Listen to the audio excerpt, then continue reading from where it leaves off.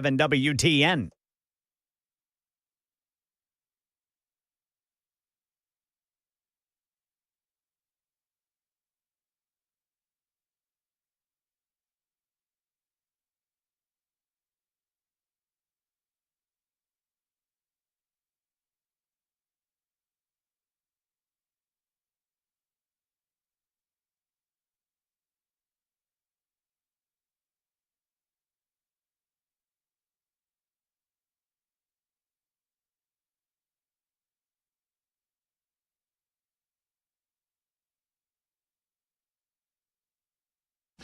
All right, kids, here we are. Here we go. It is the Matt Murphy Radio Show underway for another day. It is Wednesday, as they say. March 5th, it's my understanding. At least that's what my calendar says. It's still 2025, and we've got lots to talk about, lots to discuss. I hope that you're able to spend every single moment with us on the Matt Murphy Show on Super Talk 99.7 WTN. It is our episode 763. 763 times I've gotten to say hello to you and visit with you for the course of the afternoon, and I appreciate every single one of them. It is also BRC number 1. BRC number 1. I'll explain what that means coming up in a moment. You know, we were doing Locks for Trump. We were all in on Locks for Trump. And Locks for Trump ended last evening at the Nashville Palace. It ended on day 367. 367 days I grew out my hair. Started on March 1 of last year, where I said, you know what? I'm not cutting my hair until we have a new president-elect. And we had a new president-elect as of November 6th. It was official. And I said, you know what? I think I'm just going to carry this thing on to inauguration. I feel too good about it to cut it now. And Inauguration Day came and went, and I thought, you know, let's just keep rolling with this. I love this first 100 days action. And the event last night at the Nashville Palace and the not State of the Union address that we all watched together, it felt like the right time to make this happen. And so we came together, and all things kind of just layered on one another. We got the singing barber, Noah Peters, there from Benton, Tennessee. He cut the hair, and, you know, everything happened. I mean, everything for a reason, right? If we'd have filled the place, which we did not, I would have gotten the buzz cut. If you want to see how the haircut turned out, you may do so by going over to Talk TV. Super Talk TV is up and available for you. YouTube, Facebook, Twitter, Twitch. And it's my understanding if you go over there to see my hair, is Ken Weaver back there? Yes, sir. Oh, yeah. Hey, Ken. Yes, sir. How much does Talk TV cost? Absolutely nothing. Well, there you go. Just like and subscribe us. Give us the old thumbs up. We like to get more thumbs up than Chris Hand, because if I get more thumbs up than Chris Hand, instead of his kids getting the money, I get the money. I don't know if y'all have listened to Chris, but he goes, hey, my kids need to eat. Y'all give me the thumbs up. Well, if we get more, then I take that food right out of the kids' mouths. There's Chris Weber. He was at the event last night. Hello, Mr. Weber. Hello. How was it? It was an event. It was. Yeah. Good turnout. It was. We had a great turnout. We had a lot of folks, a lot of people very excited about the speech. A lot of people seemed to enjoy themselves as we led up to the speech. They enjoyed. I think there was a little bit of disappointment about the haircut. Yeah, I was going to ask you, since it's not Locks for Trump, what are these locks for? Oh, BRC. So I'm calling it Billy Ray Cyrus Day 1 is what I'm calling it. Locks for Billy. You ought to call it BRM. BRM? Yeah, Billy Ray Murphy. Well, I'm calling it, I'm calling it NFL. Not for long. Not for long. So for those of you wondering, I'm not entirely sure what happened last night. So I had zero conversation with Noah Peters, the singing barber, about my haircut. Really? I show him a photo as he comes on stage. I show him a photograph of what I'm looking for. Yeah. And he says, well, I wouldn't cut your hair at all. And I kind of looked at the photograph, and I looked at it, and I said, well, yeah, I mean, this is styled. I mean, it's trimmed up. He goes, no. We've got a plan. I was like, well, we've got a plan. Do you have a mouse in your pocket? Because I've not talked about any plan. And then this happened. So what I'm going to do, I'm going to TB says complete cop-out. I don't understand. What do you mean cop-out? I mean, there are people that were getting angry at me last night at the event, and I didn't really understand why. And now people are getting angry at me on the Super Text line, and I don't understand why. I said that I would get a buzz cut if 700 people showed up to the event. We probably had about 200 there. Yeah. It was a nice time. It was. Very nice. But as I said to Weaver and to Weber last night when they got there, I said, have y'all ever been to the Nashville Palace? And they said no. And I said, well, I have. This is why I'm not worried about getting a buzz cut. It's huge. The place is big place. Mammoth. So I don't know. I don't know why people are saying that I'm copping out. TB says you were looking for loopholes and backpedaling for the last. No, I wasn't. No, I wasn't. TB, were you there? If you were there, keep this line of accusations and queries up. Otherwise, you just need to hold your tongue, buddy boy. How can we ever take your word for anything again? I don't know why you would take my word for anything to begin with, but that's another story for another day. TB, just take solace in knowing the fact that he does not like the haircut that he's got right now. No, I don't. And so I took the headphones off. I can still hear you guys a little bit, so I'm good. So if you're watching on Talk TV, here it is. So and once again, Noah seems to be great at what he does, and he said at the end of the haircut, there you go, there's your Billy Ray. So yep, that's true. I think Noah knew exactly what he was doing.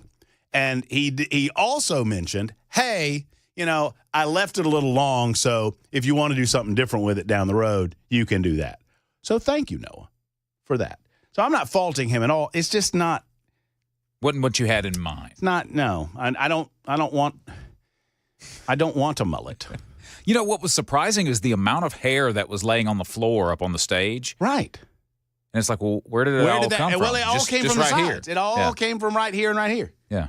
So he for those not there, and for those who weren't listening to the play-by-play that broke out on stage as this was happening, he got the buzzers out, and he buzzed this side and buzzed that side. And when that happened, I thought, oh, okay, well, I guess this is going to be a little shorter than I had intended. Yeah, that's what I thought, too.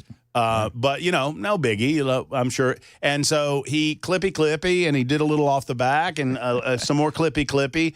And then I thought, well, at some point, he's going to get to all of this in the back. And at that point that I thought that was happening, he said, okay, we're all done. I went, okay. So at some point over the next several days, we'll figure something else out. But one way or the other, there you go. There's my haircut story. If you want to see the haircut, if you come on Talk TV and you don't like the fact that I'm wearing headphones, then I'll take the headphones off on occasion and you can see the haircut. So there you go. Murphy asked the crowd if they wanted a mullet or not. And that's when I think you decided on the mullet. I thought, maybe I'm wrong. No. I was just trying to invite audience participation to create the faux belief that y'all had any control in any of this.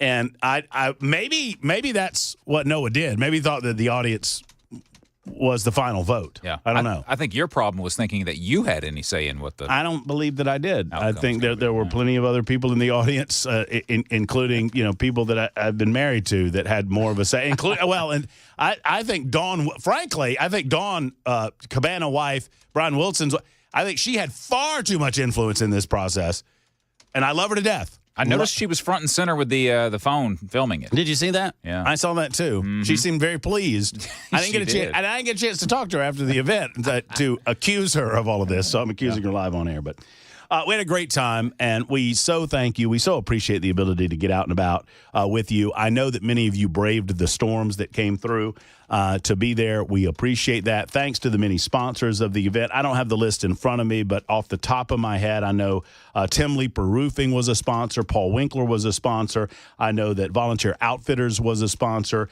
I know that Contours LLC was a sponsor, and I'm missing one or two others. Tire World? Yeah, Tire World was a sponsor, and then I don't want to screw anything up. I think there's one more. If I get to it, I'll remind you guys. So thank you for you being out there. We do appreciate all of you. And it was a big-time event as Donald Trump offered his remarks to a joint session of Congress. Look, I'm not going to labor over the minute details of what happened last evening because it's 3:15 in the afternoon on the day after. You probably have well discussed it, well thought about it. If you have any comment on it, if you have any thoughts on the speech, and to me, more importantly, look, the meat and potatoes of the speech is everything that we've known that Donald Trump was going to do from the beginning, right? It's quite a fascinating turn that has happened over the last 8 years in the United States of America. And this is where I want to start, right, from our with the opening monologue.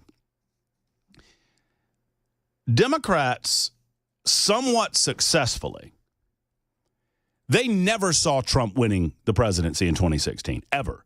They initially did not see him actually running, and then he ran. Then they did not see him actually winning a primary, and he did. Then, they treated him like a clown show until such time as the American people started really listening to him, and the American people started paying attention to the type of message, the America First message that he was sending to the American people back in 2016 now.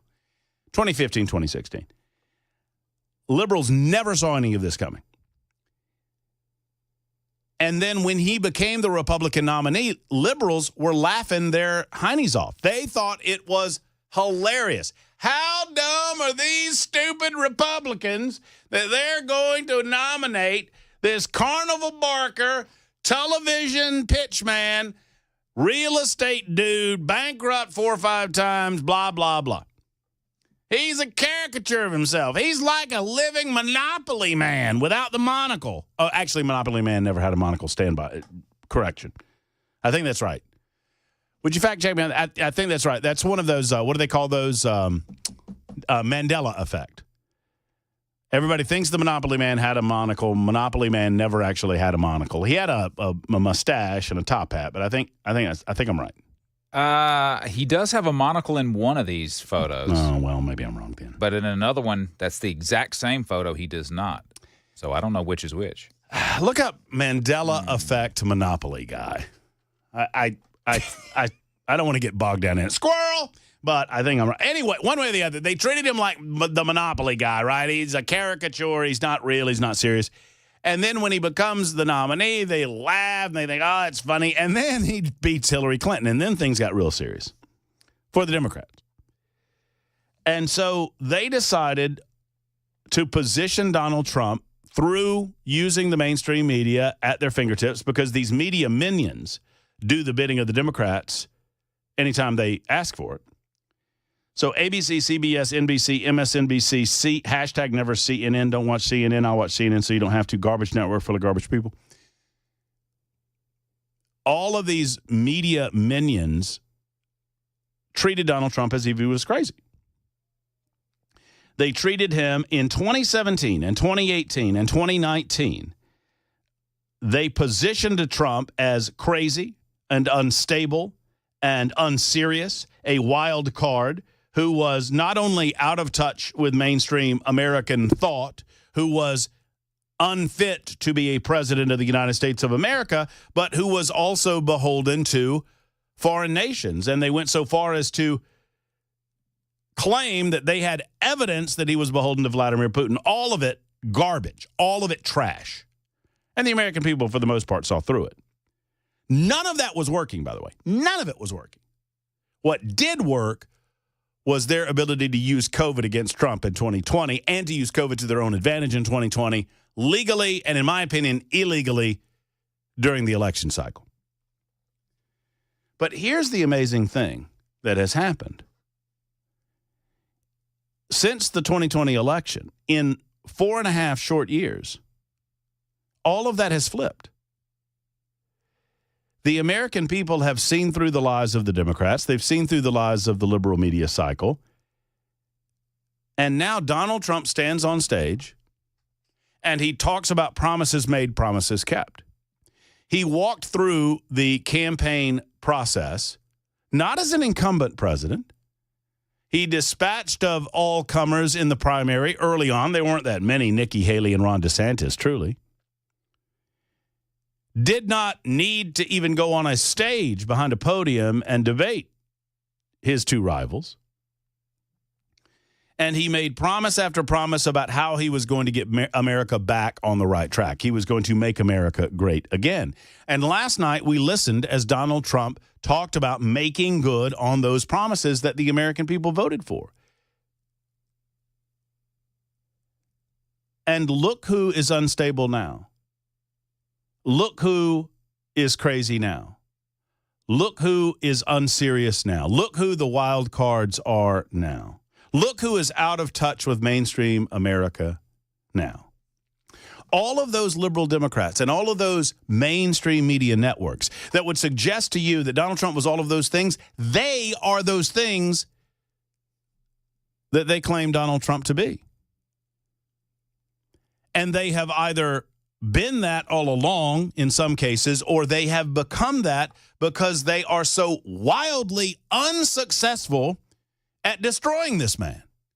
Never before in American history, at least modern American history, perhaps some of you can go back to the 1800s or early 1900s and point to me a political figure in which this has happened. Maybe Teddy Roosevelt to a certain degree, although Teddy eventually ran in the Bull Moose Party and wasn't able to overcome the mainstream political parties. Never before has an entire political party and the media in the United States of America decided that they were going to get one dude, and they do everything legally and illegally in their power to get dude. And they can't get him. They can't nick him. They can't lend a hand on him. Think about what they have tried to do to get this guy. And it has made them insane. Insane. Where Democrat politicians cannot sit their butts in a seat quietly without causing such a disruption that they have to be booted out of a speech. Al Green. That they can't manage to comport themselves with a level of decorum without screaming out or screeching out or holding up signs that don't mean anything. What does Musk steals mean? What does that mean? Nobody knows what that means. Oh, they can't even rally themselves to a singular cause. Some of them are wearing white. Some of them are wearing pink. Oh, what does the pink mean? The pink is to symbolize and to protest Donald Trump's anti-woman policies. You do this in the same day that every Democrat in the halls of Congress voted against a bill that would protect women's sports against men encroaching in women's sports. Who's anti-woman again? It is a fascinating historical turn of events that not only has he won at every turn, not only has he done so by being direct and honest with the American people and direct and honest with his political enemies, he is very clear with his political enemies about how he's going to treat them and how he expects to be treated. And he's driven them insane in the process. They cannot even attend the speech. Is this what democracy looks like? AOC, Bernie, Elizabeth Warren. I beg of you, tell me who the leader of the Democrat Party is. I'll wait. I know who the leader of the United States of America is, and his name is Donald J. Trump. 23 after the hour on Super Talk.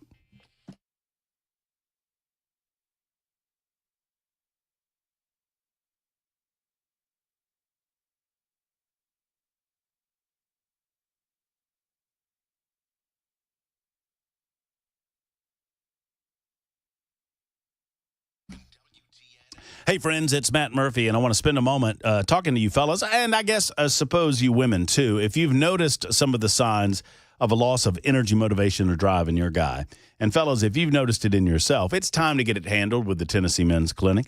Go to TennesseeMen'sClinic.com, and you'll find out exactly what I'm talking about, men, because eventually, at some point, this is going to manifest itself in the bedroom, right? Intimate activities. And I'm not here to get into your bedroom activities. I am here to tell you this. If you've noticed a lack of motivation or drive, if you've noticed that it's happening with more regularity, it's time to get it dealt with Tennessee Men's Clinic. They have many different programs available for you. If your T levels are down, if your testosterone's down, they're going to check that. They're going to figure out what's going on, and then they're going to prescribe you a path of success with Tennessee Men's Clinic. They've got a lot of different options, and they'll tailor one directly for you. Friends, it is Tennessee Men's Clinic, and I encourage you to go to one of their two fabulous clinics. One's in Cool Springs, and the other, the original, in Midtown. Call today for an appointment at either clinic at 615-208-9090. 208-9090, Tennessee Men's Clinic.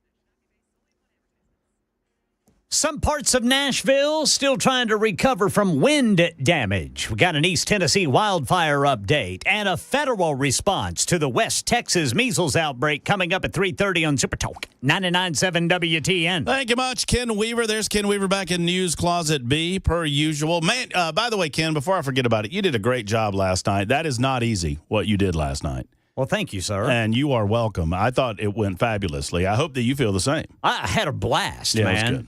I mean, I was really pleased with the turnout. It's always fun to hang out with the listeners because, I mean, I love it down in the borough when we do it. And I finally got to do it in Nashville. In fact, some of our friends from the borough were there in Nashville last Pretty night. nice. That's pretty nice. You get any food? I did. Did you? Yeah, you know what I did? What'd you do? All right, I took them rolls. And I put the mac and cheese on the roll. Did you? And then I took a big old bunch of that, those juicy green beans. I poured that over it. Oh, dear. And I sopped it all up with the chicken. Wow. I mean, I tore it up. Sopped it up with the chicken. Yeah, one guy, he was sitting by me for a while I was eating, and I think he got disturbed and left. Well, He thought you Or at might least get a little carried away. Yeah, he moved to another table. hey, guys, look at this weirdo. But I met some cool people last night, man. I mean, some people I haven't met before, and then some other listeners that I have met before, and it's always great to see them. It's always good. Chris Weber, did you get some food last night? Yeah, I did. I didn't get any chicken, though. I guess Ken ate it all. I guess so. The tray Ken was had it all empty. sopping up with. I was, man. things. Yeah, the tray was empty, but I got the barbecue and the That's beans nice. and the mac and cheese and slaw. That's good. That's great. I'm glad everybody got some delicious. You didn't get any food, Brother Murphy? food. I didn't say anything. Did I get any food, Yeah, Ken? did you get some food? No, I did not, Ken. Oh, man. I missed the food. That's a shame. We got done at 8, and I was talking to folks, and then I said, well, I'm going to go to the bathroom, clean up, wash my hands, and maybe come out and get some food.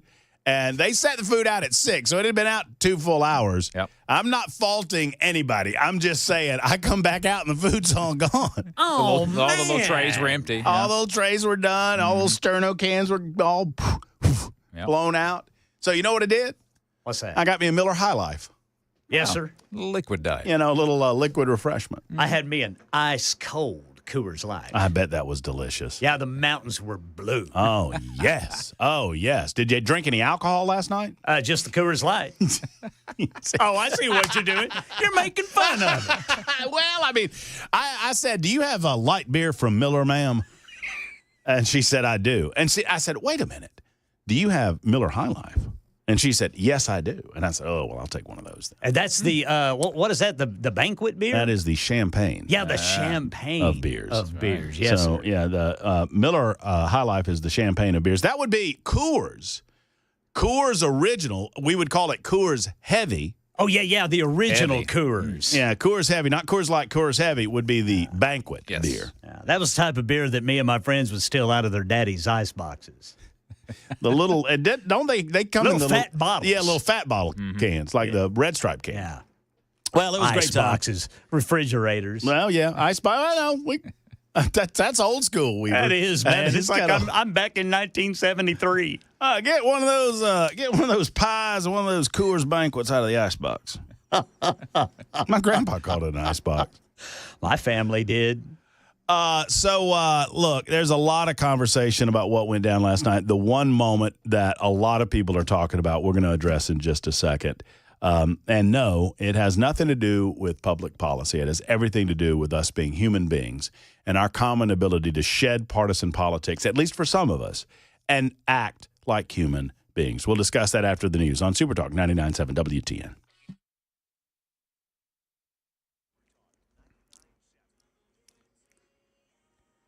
I'm Ken Weaver with your top stories. Got the full forecast and traffic in 5 minutes. And right now in Nashville, almost all of the power outages from those damaging winds yesterday have been repaired. Channel 4 talked to a man in Antioch who, along with about 500 of his neighbors, still didn't have any electricity when they woke up this morning. It definitely slows things down. No alarm. You have to adjust for breakfast, check on, your perishable items as well. So a little bit delayed just by first having to check on all the root causes and checking the things that do rely on the power to basically keep you running each day. High winds still a threat under that current wind advisory. Meanwhile, officials described to News 2 the kind of help they received to fight that wildfire outbreak in East Tennessee. We have different ones coming in, and we'll keep monitoring it. We had probably right at 45 different departments that came in from Georgia, North Carolina, from Chattanooga all the way up through Knoxville. All of Monroe County's little community firefighters coming in and helped to battle these fires. Yeah, good news. Evacuation orders have been canceled there in Monroe and Sevier counties. West Texas getting federal help with that measles outbreak. Here's Phil Ipoff. CDC says it has sent a rapid response team to Texas and has treated about 108 patients so far. The treatments, they say, include steroids, antibiotics, even vitamin A and vitamin D. Newly confirmed HHS Secretary RFK Jr. is a known skeptic of vaccines, and while he hasn't urged people to get the MMR vaccination in the midst of this sort of outbreak and crisis there, he has sent 2,000 doses from the government to Texas. Breaking news in the tariff war. President Trump giving the big three U.S. automakers a month-long exemption on imports from Mexico and Canada. He doesn't want them to be at an economic disadvantage under the U.S.-Mexico-Canada agreement. That's the latest news. Traffic and weather next. I'm Ken Weaver, WTN News.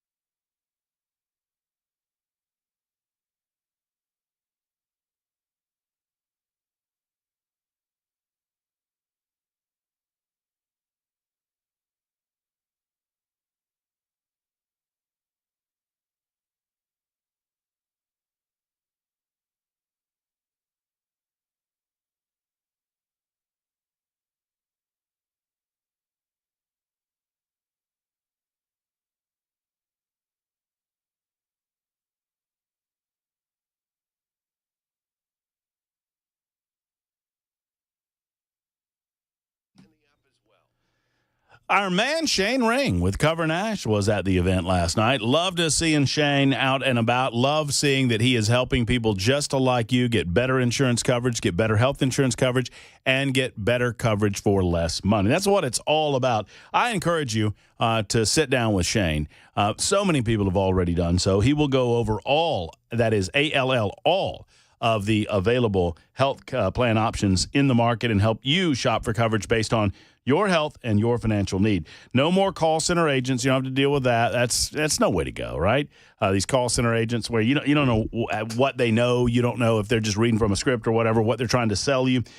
With Shane, you sit down in his Brentwood office. You can do it on the phone as well. He will teach you how to earn money through your health coverage. Just ask him about this. It's quite amazing. Shane will also show you how you can access in real time the cost of medical procedures or visits that you need by comparing prices of different providers and medical offices within network with his kind of healthcare blue book, if you will. I encourage you to call Shane Ring today. Schedule an appointment today. You'll be happy you did. 615-465-0023, 465-0023, or visit covernash.com and book your appointment to create a healthcare plan managed by you, not by the government. It's Cover Nash.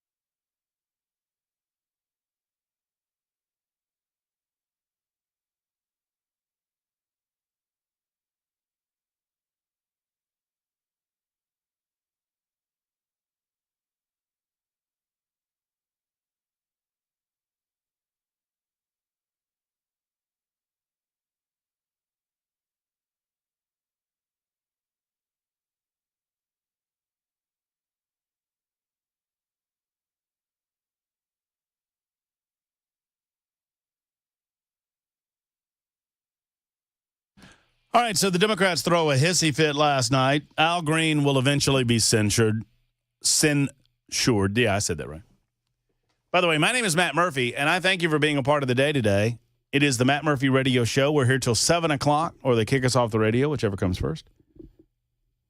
615-737-9986 is our telephone number if you'd like to be involved in the show. Get in early. Get in this hour, as a matter of fact, before 4:32, because at around 4:35 or so, we'll have Senator Bill Hagerty on. We were not able to get Bill on yesterday, but Senator Hagerty will be with us to give us his post-mortem, if you will, of the presidential address last night. Had a great opportunity to talk to Marsha Blackburn last evening in advance of the speech, and today we'll talk to Senator Hagerty after the speech. In the 5 o'clock hour, I mentioned Brink Fiddler will be along. You know Brink from his role as head honcho at Defense Systems. He's going to come along to tell you about a free event that you can be a part of coming up next week, I believe it is. And then I think Cameron Smith is in the 6 o'clock hour, and if Cameron does show up, Cameron and I are going to yell at each other. Ooh, that'll be fun. About an article that he wrote in the Tennessean, giving Trump hell about what happened last Friday with Zelensky. Oh, apparently all of this was Trump's fault. According to my good friend, Cameron Smith of the Tennessean. All of it was Trump's fault. So we'll probably argue with one another about that. I'm very excited about it. Should I get the boxing gloves ready? I mean, maybe. I don't know. I think he'd destroy me, though. I don't want any of that. He's a big old boy. He's a big boy, and he goes to the gym a hell of a lot more than I do. So, and Ken's so nice. You know what Ken did? Something that you did not do, Weber. Does that surprise you? No, not at all. By the way, if y'all were there last night, I'm telling on Weber. You know what Weber said? I said, it was his first time out. I said, did you enjoy it? He said, yeah, I felt like I wasn't busy enough. And I was like, that's fine. And he goes, plus I didn't get to see anybody in the audience. I had my back to him the whole time. Yeah, I didn't say that was a bad thing. No, it's just I didn't know. I just kind of slid right out of the room when he said it. I was like, oh, is that a good thing, a bad thing? I don't know. I enjoy flying under the radar. Although I did speak to a few people. Miss Cindy, hello if you're listening. Hey, Miss Cindy. Very nice. She came up and just complimented me. Said I had a nice voice. She liked my my enunciation. Oh, that's lovely. You do have a good enunciation. He does, man. That's pretty solid. Thank you very much. But you don't have very good manners. And here's back to the point. So Weaver came in and said, man, if I'd have known you didn't have anything, I would have made you a plate, Murphy. And I was like, well, thanks, Ken. That's okay. It's all good. I was just thinking, why didn't Erica make him a plate? Well, I thought, but I wasn't going to say anything. She knows me pretty well. So, By the way, he's just going to drink a beer. He'll be all right. it was good to see the lovely Erica last night. Yeah, I thanked her for all those goodies. Man, oh man, she makes them, doesn't she? Yeah. She snuck up on me. I was sitting there, and all of a sudden she's standing over my shoulder. And oh, hey, Erica. Oh yeah, she'll do that. Yeah, she'll creep up on you. What are you doing? Yeah. I told her about those spicy cheese nips she makes. Oh, jeez. Those are good, boy. I don't think I've had any of those yet. Oh man, she calls them the firecracker Cheez-Its. Yeah, they're good. She does something, puts them and rolls them and stuff, and puts them in a big bag and shakes them up, and then spreads them back out and rebakes them. Yeah. I don't know what's going on, but they are good. Double baked. Do you like Cheez-Its? Oh, absolutely. Okay, you'd love these. These are like Cheez-Its, just better. They're good. Can I put an order in? Oh, sure. Oh, yeah. Oh, she'll have plenty of them.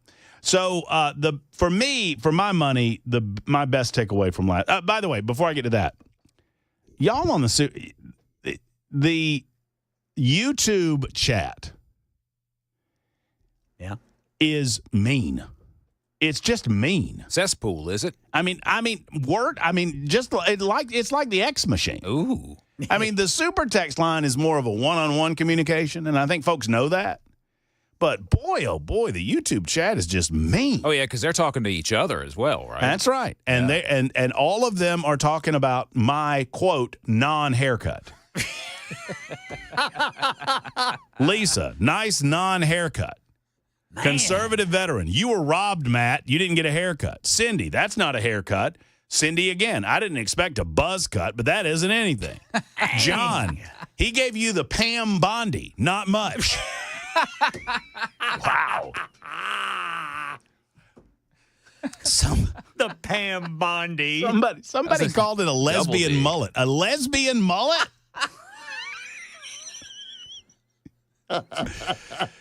Major Kappas. That's not a real haircut, brother. Can't even tell. Too much hype for nothing impressive. Ooh. Cindy said, did they wind up giving you another sort of mullet, not an actual haircut?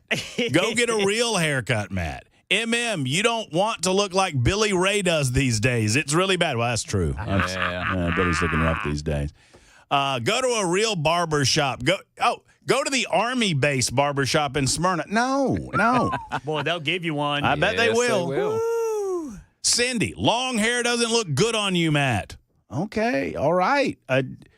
Man, it's So not a lot of good coming out of the YouTube chat right now, and so I threw in a hey gang, what's going on, just to see if I can spice it back up again.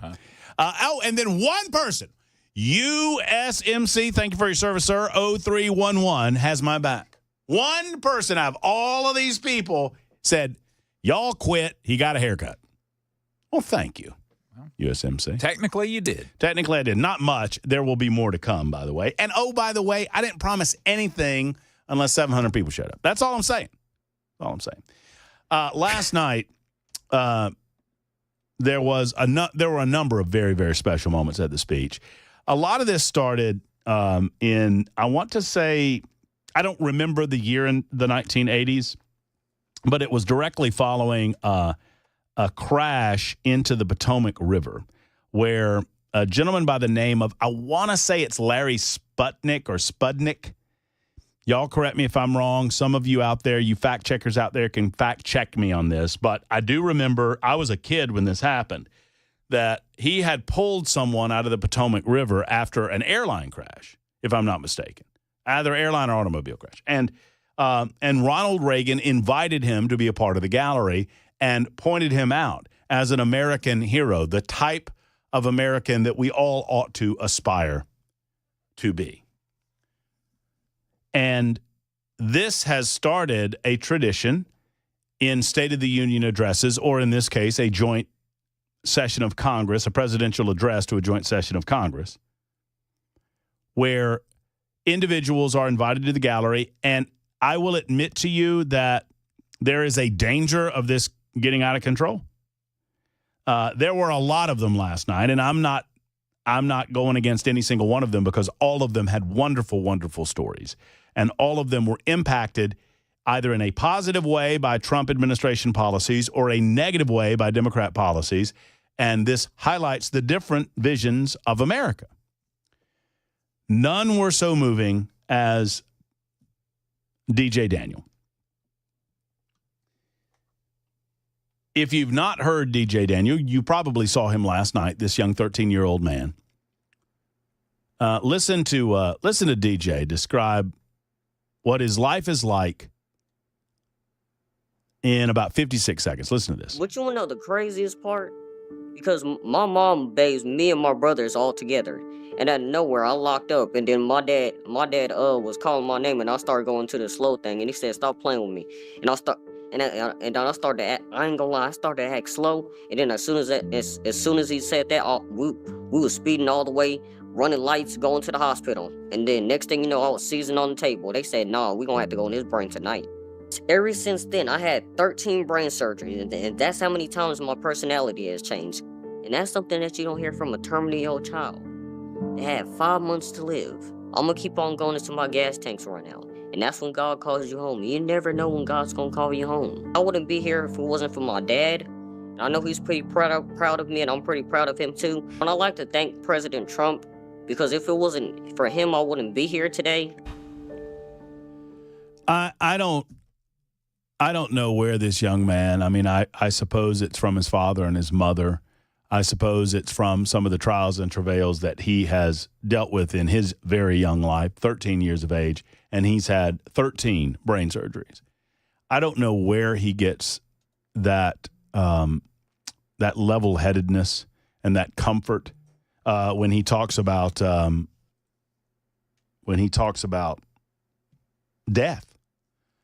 But we should all long for it. We should all long for that comfort. I am fascinated with this young man. DJ Daniel is his name. He was awarded. He has long wanted to be a police officer. He loves police. He loves the idea of serving others in that capacity.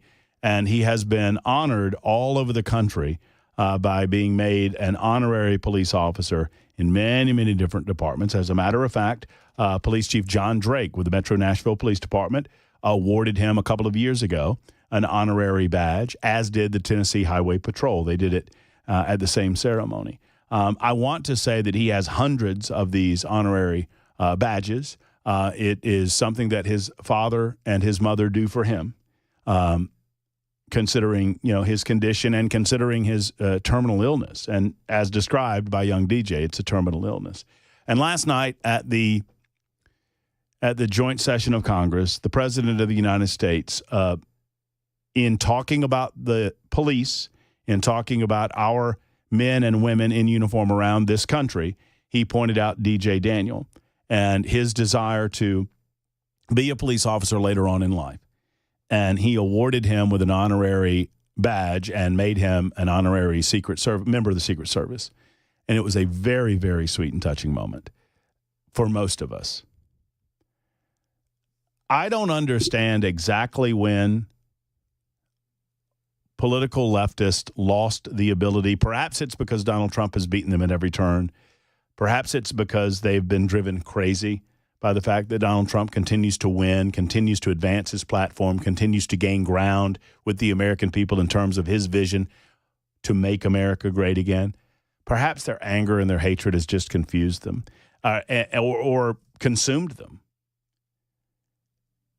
At one point last night, I couldn't catch all of the speech at Nashville Palace, and that's okay. That's just kind of a byproduct of being out there. So when I got home, I went into my office and I pulled the speech up again and I'm watching. And at one point I'm like, y'all watch Star Wars? The problem with the dark side is it takes you over. The problem with the dark side is you become so consumed. Sure, you get a lot of power, but you become so consumed with anger and hatred of everybody else that it takes over what you are. And I know that that's a fictional story, but there's a lot of life allegories in that story that we can take away from. Liberals have become consumed with the dark side. If you cannot stop what you're doing and for a moment, regardless of who brought it up, acknowledge the wonderful story that is this young 13-year-old and acknowledge how wonderful it is that in his household, with all of the trials and travails that he's gone through, that it motivates this young man. It motivates his family. It keeps him going every day. This idea of having the ability one day to don a uniform, it breaks me up just to talk about it. That this young man, in a day and age where kids are playing video games and I'm not casting aspersions at any, but in a day and age where he could be doing a lot of nothing or he could be giving up. He is motivated and focused on the idea that one of these days he's going to don a badge for real. And he's going to serve his community or his state or his country. He's going to protect his community or his state or his country. If you can't put politics aside for a second and honor that, I don't know what to say for you. I really don't. And that brings me to Nicole Wallace from MSNBC. I'll share what Nicole had to say about this young man coming up in just a moment. It's 52 after the hour on Super Talk.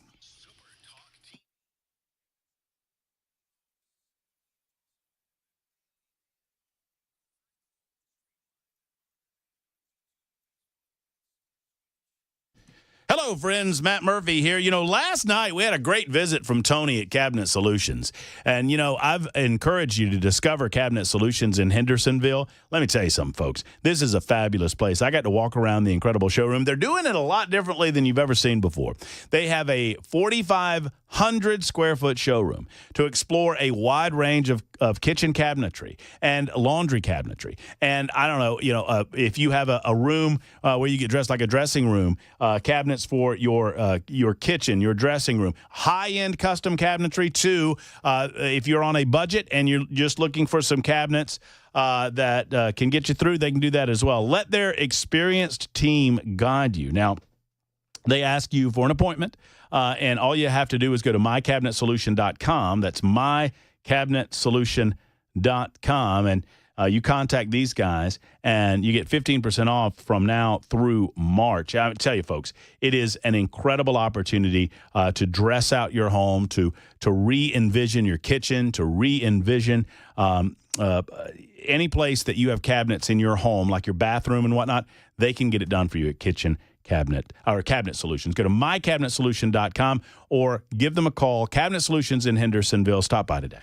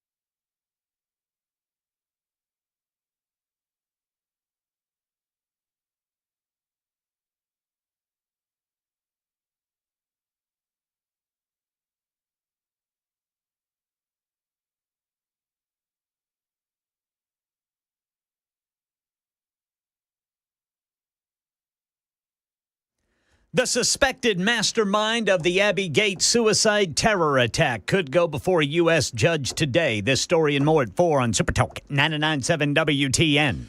Yes, sir. It's about 2 minutes until that newscast. Representative David Kustoff will join us just after the top of the hour. Senator Bill Hagerty coming up at about 4:35, 4:38, thereabouts. A loaded show. Would love to hear from you as well. 615-737-9986. 615-737-9986.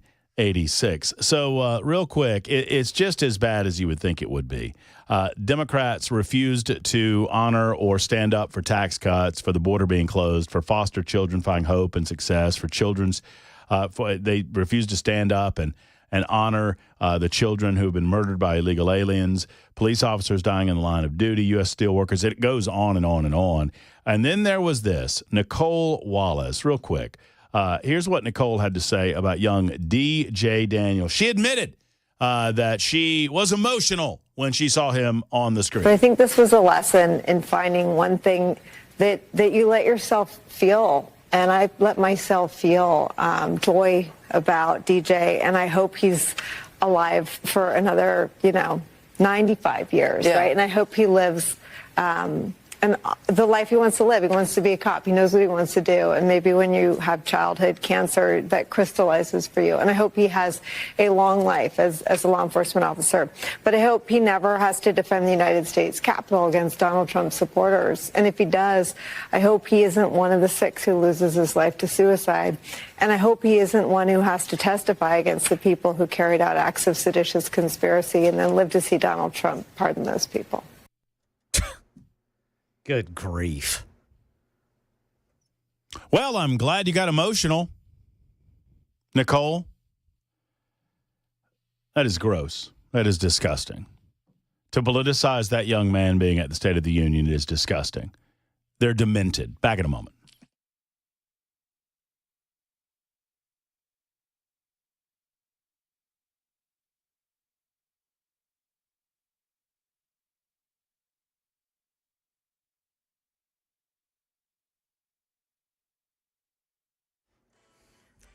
Four o'clock on the dot. I'm Ken Weaver with your top stories. Full forecast and traffic in 5 minutes. Under arrest now, the suspected mastermind of the suicide bombing attack on Abbey Gate in Kabul in August of 2021 killed 13 American service members, including one from Tennessee, and 160 civilians as the U.S. was withdrawing from Afghanistan. This is National Security Advisor Mike Waltz this morning. In 3 years, the Biden administration couldn't bring this man to justice. In a month, through our intel sharing relationship, the great work of Director Radcliffe, Pam Bondi, Kash Patel, he landed overnight. Speaking of terror, Jordana Miller in Jerusalem says the White House has rejected the Arab League's plan for Gaza. The White House rejecting a proposal by Arab leaders to rebuild Gaza and sideline Hamas. That just hours after it was announced from Cairo. Brian Hughes, the spokesman for the National Security Council, said the Arab League plan fails to address that Gaza is, quote, currently uninhabitable. That's raising fears here in the region that President Trump still aims to displace 2 million Palestinians from Gaza and lead rebuilding plans. And this is Ohio Congressman Jim Jordan dressing down Denver Mayor Mike Johnston for the assault on an ICE agent after the city released a violent illegal immigrant they had held in jail for almost a year. It's a simple question.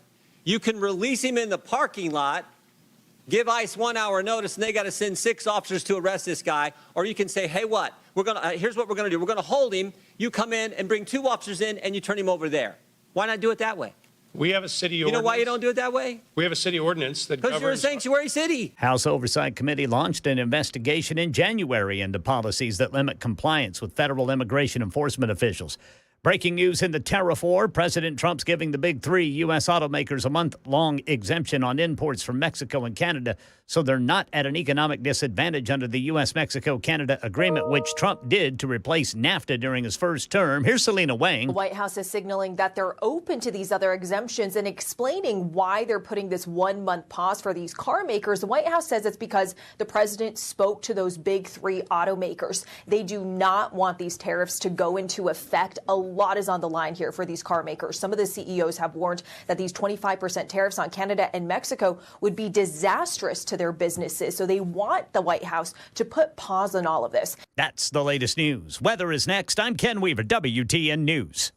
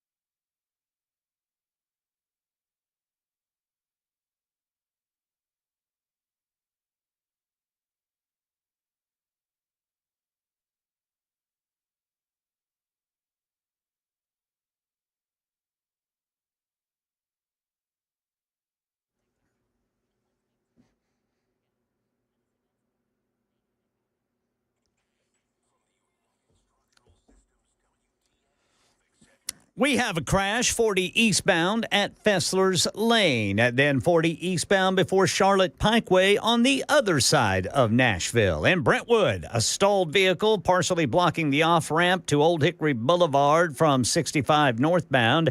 And in Murfreesboro, got a crash that is blocking the host-only vehicles lane, 24 westbound after New Salem Highway. Traffic every 10 minutes every morning on Super Talk 99.7 WTN.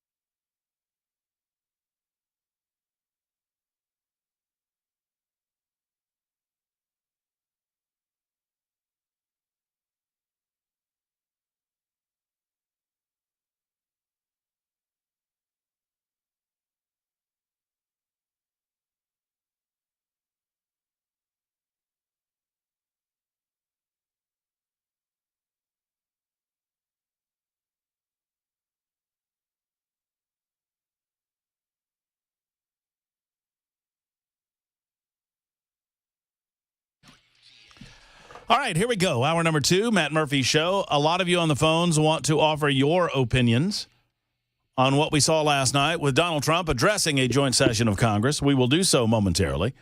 We'll take a call, 615-737-9986. It's 7 minutes after 4 o'clock. Thank you for being around on the Matt Murphy Radio Show on Super Talk 99.7. It is day 763 of our visits on Super Talk. It is BRC, or as Ken Weaver now calls it, BRM, day 1. That's Billy Ray Murphy, as I got my hair cut last night, and we are sporting a mullet today. I do not believe that BRM days are going to get to where Locks for Trump days got. You don't think? No, I don't think so. That's a shame. I would disagree with that, too, Chris. I would disagree with that, too. I'm not a fan of the haircut, but that doesn't mean that I'm not a fan of the hair cutter. The singing barber did a great job, did a fine job. Noah Peters is a great guy, and y'all should go see him in Benton, Tennessee. Just be real specific about what you're looking for, because I gave him nothing, and You get what you get. And he told me at the end of it, you got the Billy Ray. And I was like, okay. Well, The Billy Ray. thanks, buddy. Appreciate you. Don't tell my heart. I was singing earlier as what was I? If you're happy with your mullet, clap your hands. See, I didn't clap my hands. If you're happy with your mullet, clap your hands. If you're happy with your mullet and you think you're gonna keep it, if you're happy with your mullet, clap your hands. Anyway, our congressman did not call in for this. David Kustoff is with us. He represents the 8th Congressional District in the state of Tennessee. And to tell us what he thought about the presidential address last night, he joins us on the Matt Murphy Hotline. Congressman, good afternoon. Hope you're well. Hey, good afternoon to you, Matt. Thank you very much. Yeah, I was going in thinking I would be really impressed with President Trump. I came away so impressed that he had such a command of all the facts. And, I was watching him like so many people thinking he's been president now for 43, 44 days. And all the things that he's been able to accomplish in that very short period of time on all the issues that he campaigned about in 2024. And so I thought that his command of the issues, his explaining what he's done and what the administration stands for and talking about restoring America to that golden age and making America great again, I thought it was a good night for the country, a good night for the House of Representatives and the United States Senate, and a good night for the American people. Congressman, of all of the things that he discussed last night, many of them were a return to his first administration, whether it be immigration, economy, energy, tariffs, foreign entanglements, trying to extract us from some of those. And a lot of those were kind of, hey, let's get back to what we had going prior really to the COVID-19 pandemic and then the unfortunate election process of 2020. But it occurred to me last night watching the speech, the big new piece is his focus. And I suppose that a first-term president might have a difficult time focusing on this because it is a volatile, emotional situation, and it's easily vilified. I'm talking about cutting spending in the federal government, the effort on the part of DOGE and the effort to encourage Congress to continue that by codifying some of these cuts as their budget process moves forward. How excited are you about this, and how difficult a task is this considering how easy it is for the Democrats to kind of wag their fingers and try to vilify the process? So you're right on the last part. They are upset. They're at least the elected officials, the Democrats that is, wagging their fingers. But when I'm home, people talk about that they're concerned about the massive federal spending. And so when Donald Trump can stand at the podium last night and give specific examples of, I don't care if you're a Republican, Democrat, Whig, whatever, the crazy spending on crazy items that it upsets most American people, certainly the people in my district, and that's just a spoonful of the spending that has gone on. Today the national debt, not the spending part, the debt is almost $37 trillion. And one thing that I've noticed that's different now in the last few years than when I was first elected in 2016, people do talk a lot about the spending and about the debt. And so to have Elon Musk, who was in the House chamber last night, as many people saw on TV, come in these first 40-something days and expose things that most American people had no idea was going on, and common sense ways of how to save that money that's been going out the door. I've got to believe that most people across West Tennessee and across Tennessee and across the nation are sitting there and they're clapping. They appreciate that Donald Trump and Elon Musk and others have shown this and shine a light to the American people. It's difficult to name just one, but in the first 43 days, as he stood before the American people last night, it was 43. Today, it's 44. What do you put your finger on as the issue that you would point to that you're most happy with? Would it be economy? Would it be immigration? Would it be, Ukraine, Russia? I mean, is there any one that you could point to, David? When President Trump was with Republican congressmen just a few weeks ago, he told us that his advisor said you need to focus your number one issue on the economy and inflation. And he said he contradicted them and told them when he was out with people, he felt like it was the border and illegal immigration. Mm-hmm. And so if you agree with that, and I think across our state, if that's with people, that's not the number one issue, it's number two. The number of encounters that we saw during the Biden administration at the southern border and the northern border, but it's over 10 million during those 4 years, and the tremendous drop-off in the migration from illegal immigrants over these first 40-something days. You talked about the number like last night. To me, that's incredible, and it's a combination of his leadership. It's a combination of the messaging to people who want to cross the border illegally, unlawfully, that there's going to be heck to pay if they do that. The tariffs and the threat of tariffs that he made against Mexico, where Mexico stood up and said, you know what, we are going to patrol our side of the border and put armed forces and military and police so that people can't cross from Mexico to the United States. The message to those who are here illegally that if we haven't already gotten a hold of you and apprehended you and taken you back across the border, that we're going to do that. To me, that may be the most significant because it's certainly the most dramatic in terms of the reduction of numbers across our southern border. We saw today in the halls of Congress several mayors from around the country, to include Brandon Johnson out of Chicago, Mike Johnston out of Denver, attempting to at least the quote-unquote sanctuary city status within their states and doing a pretty poor job of it.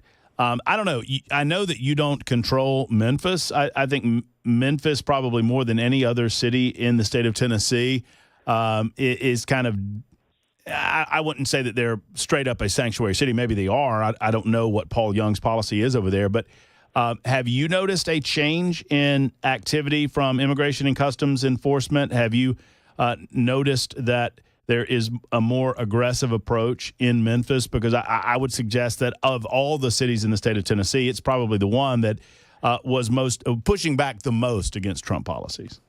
Well, I know, Matt, that talking to my sheriffs and police chiefs in West Tennessee, they have told me that since January 20th, ICE has been reaching out to them. They have had more engagement with ICE and Homeland Security in these few weeks that President Trump has been president than they did in the 4 years. And Homeland Security and ICE want to work with local and state law enforcement to try to identify and remove people, and they have, and that's also true to some extent with law enforcement in Shelby County. I think that we're fortunate. I'm a former United States attorney. I look in Memphis and in my other counties. We have really good sheriffs and police chiefs, and they're trying to do the right thing, also including in Memphis. So I think everybody's playing on the same page, everybody's singing the same tune, and they want to make sure that they comply with President Trump's directive that we remove the worst of the worst who are here illegally from our communities. Congressman David Kustoff, our guest for a few more moments of the 8th Congressional District in the state of Tennessee, giving us his postmortem, if you will, about the presidential address to a joint session of Congress. The Democrats are increasingly shrill. The best word I can come up with, David. You were there last night. Was it as bad in the body as it seemed on television? Obviously, Congressman Al Green throws a hissy fit. Some other Democrats are holding up little, I described them as auctioneer paddles where they seem to be bidding on things all night. Was it as bad in the room as it seemed? Well, there's no doubt that the Democrats were disruptive. And I've got to tell you from what I understand, the Democrat leader in the House, Hakeem Jeffries, was cautioning his members, don't be disruptive, don't make a scene, don't do anything that's going to draw attention. Let President Trump say what he needs to say. I'm summarizing, but that's what I understand he did. And then we all saw Congressman Al Green engage with the president, be disruptive, be disrespectful. You have never seen that in a presidential State of the Union or address like you did last night. And so, as it is right now in the House of Representatives, there is debate going on about censuring Congressman Al Green for his actions last night after he had to be removed. The other thing that I noticed, and I think people saw this on TV, President Trump said a number of things. I understand some Democrats may not be supportive of some of the conservative policies, but he also talked about a number of just real common sense initiatives. And, if I can, recognizing the guests, some of whom were real heroes, like that border agent, but there was no Democrat reaction. Nobody on their side stood up for that man who was willing to sacrifice his life for his fellow officers, for his fellow agents, and for this country, and for that little brave young man, that 13-year-old boy who has brain cancer, to not stand up for him. And I've got to tell you that I was surprised when the director of the Secret Service commissioned that 13-year-old boy as an honorary agent, and everybody on our side, the Republican side of the aisle, just applauded and were so proud. And I looked across the aisle from me, and they're just sitting on their hands. So, to me, I think the rest of the country saw that, and I've got to believe if you watched it, regardless of your party or whether you're an independent, you can't look at the Democrats and say I'm proud of them and I identify with them. So, to me, the real winner last night was Donald Trump, because he talked about the issues that he's been talking about for so long when he was campaigning. He talked about how he's executed on his policies and what he needs Congress to do, and he looked and sounded presidential. Well, I couldn't agree more. One quick thought on Ukraine and Russia. Over the past week, a lot of movement on that. Are you pleased with where we're getting to? It seems like a mineral rights deal is only just a matter of time, and after that, perhaps Europe steps up to the plate with their security guarantees. We'll have financial guarantees as well, and it seems like we are on our way to getting a ceasefire going. I think we're on the right track, and from what I understand, we were on the right track Friday with that mineral rights deal until everything blew up. And so I also understand, and I'm sure people have seen the reporting on this, that Zelensky met with Republican senators, maybe some Democrat senators also prior to that White House meeting, and they kind of gave him guidance, if you will, about what to do and say with President Trump in front of the cameras, behind the cameras, and to get the deal done and to walk out a hero. And obviously he didn't take that advice. Even one of his closest allies, Lindsey Graham, afterwards called on him to resign, Zelensky, that is, to resign. But the letter that President Trump cited last night from Zelensky, I think, is encouraging, and it looks like we're on the verge of getting that deal done for the mineral rights, for the European nations to step up and do their part in that part of the world, and let's get an end to this war. Congressman David Kustoff, always generous with your time. Always good to hear from you and get your perspective from the 8th Congressional District. We thank you for today, and we'll talk again very soon. Thank you, Matt. Have a great day. All right, you do too. There's David Kustoff joining us for a few good minutes. 22 after the hour. Super Talk 99.7. Your call is coming up next.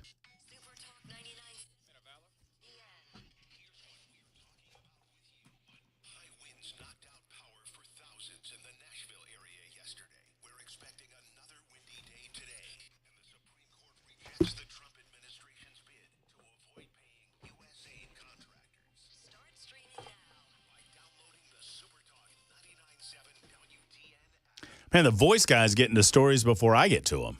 on that U.S. Supreme Court deal. That's pretty good. Hey, friends, let me get to this. Men of Valor is a wonderful organization. They do such great work in the state of Tennessee, and really it affects beyond the state of Tennessee because so many who are here, perhaps in the prison system, that experience Men of Valor and then graduate from their programs, they go on to move oftentimes out of the state into other parts of the Southeast or the United States of America, and they are good and productive members of society. That's what Men of Valor creates. In 2024, Men of Valor ministered to well over 3,000 men in the prison system. Did you know that 90+% of people in prison get out? I mean, that's a big percentage, right? What type of people do you want to get out? Their army of staff and volunteers minister directly to the incarcerated by way of Bible study, discipleship group, chapel services, concerts, classes on authentic manhood, one-on-one mentoring, video content on prison televisions and tablets, all designed to do one thing: create good men in a productive life in society and to cost the state of Tennessee less money as a result of recidivism. That's what it's all about. Their breakfast is coming up March 26th. You're invited to be there. Wednesday, March 26th, Music City Center. I certainly will be there, and I think we've got a table. And if that's the case, listen up for an opportunity to sit with me at the Men of Valor breakfast for 2025. It's Men of Valor. Go to movministry.com. That's movministry.com.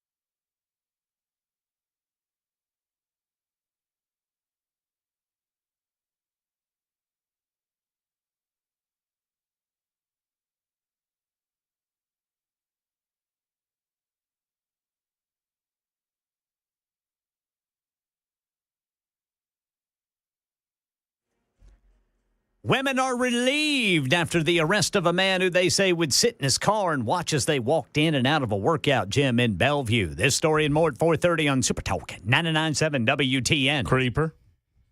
Yeah, Sound like that's a creep. creepy, man. I don't like all of that. Hey, friends, it's the Matt Murphy Show. There comes the news in about 3 minutes or so with Ken Weaver back in the news closet B. Chris Webber controlling the experience, making sure that everything that comes out of our speakers sounds as good as humanly possible. He can't control my mouth, though. And my name is Matt Murphy. I'm your host. Mike is in Old Hickory with a thought on all of this. Hello, Mike. How you doing? I'm great, Mike. I hope you are. I am, because of DJ. And what I saw last night, I watched the whole speech. That kid just proved that we have a big, big difference in this country. Good versus evil. And right now, I know who the evil side is. The Republicans are not the best in the world or the greatest people, but I guarantee you that kid proved to me that we know who the evil side is.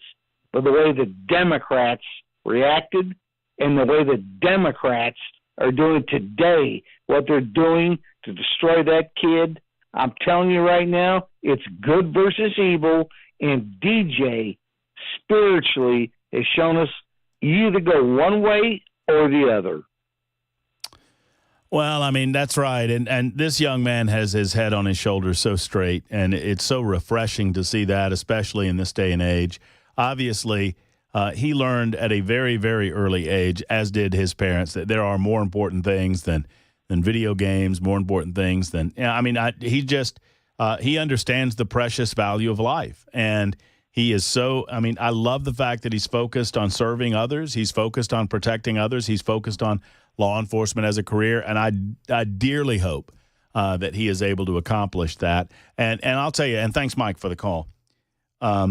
We played the clip from Nicole Wallace. I don't want to give Nicole Wallace any more attention than she deserves.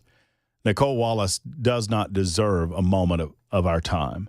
I'm sad to say that she's not already been fired from her position at MSNBC. Unfortunately, there's way too many people at that network that agree with the sentiment that she expressed. She could not spend a moment celebrating the life of DJ Daniel without turning it into an attack on Donald Trump, turning it into a reflection on January 6th, something that no one needs to talk about any longer because that is all said and done, over-prosecuted, over-persecuted.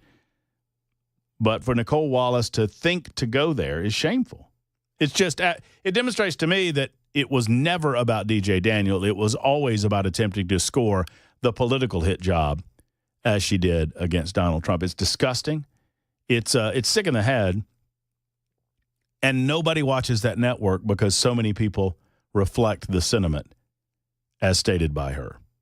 That, her hatred and anger for Donald Trump is so great that she can't take a moment to celebrate the life of a 13-year-old brain cancer survivor. We're going to take a moment to get to the headlines, and we'll get to Senator Bill Hagerty coming up in moments on Super Talk 99.7 WTN.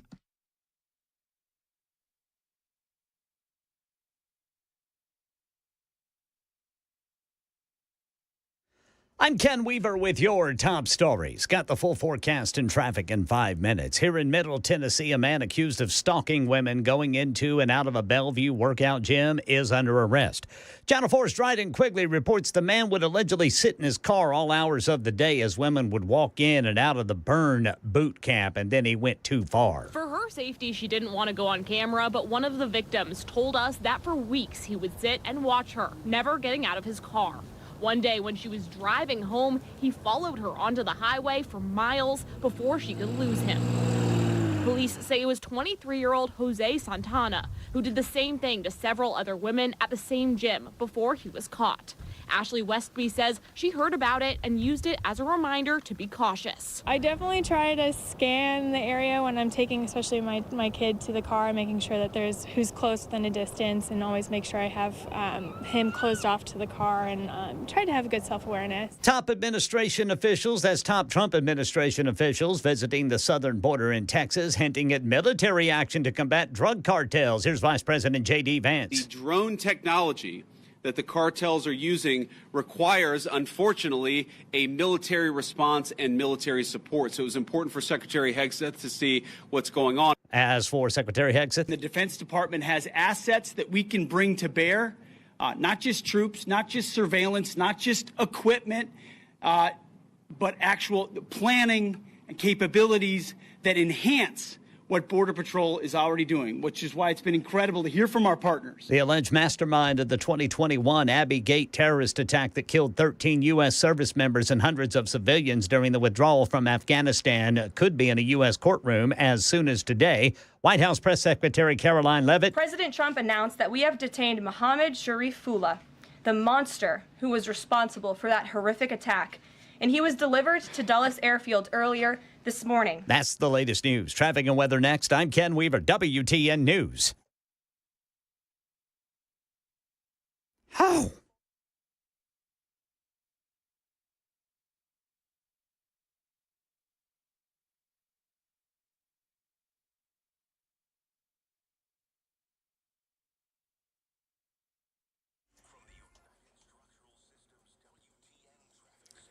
Got a crash 40 eastbound at Fessler's Lane, then 65 southbound. The off-ramp to Old Hickory Boulevard is partially blocked because of a crash there in Madison.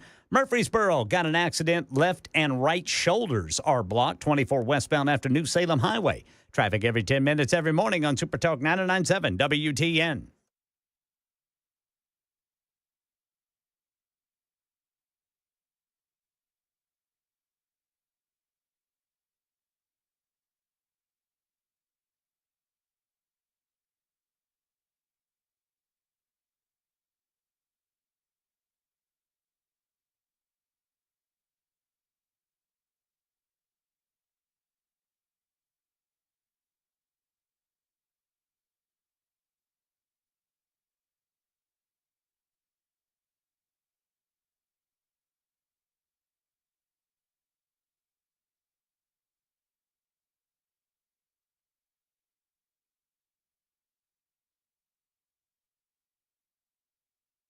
Hello, folks. It's Matt Murphy. Let's talk for a moment about your personal safety in your home. One component to your safety involves a safe, whether it be a jewelry safe or a safe for your sentimental valuables or other things, or a gun safe from Nashville Safe House. What you choose is up to you because they have a selection for you. Friends, they have over 200 safes in stock and on the showroom floor ready to go for you. All you have to do is stop by on 4th Avenue South and peruse the incredible selection. Now, never you fear, if you don't find something there, you'll find something that you like. They have almost 400 safes in their warehouse. So in total, well in excess of 500 safes available for you. They do safes, they do tornado shelters, they do vault doors, they do biometrics. It's what they do at Nashville Safe House, and they have the largest selection and all of the brand names that you love, like Browning, Fort Knox, Champion, Superior, Rhino. It goes on and on and on. Go see Mark and his team at Nashville Safe House. You'll be happy you did. Don't forget, gun safes are always sales tax free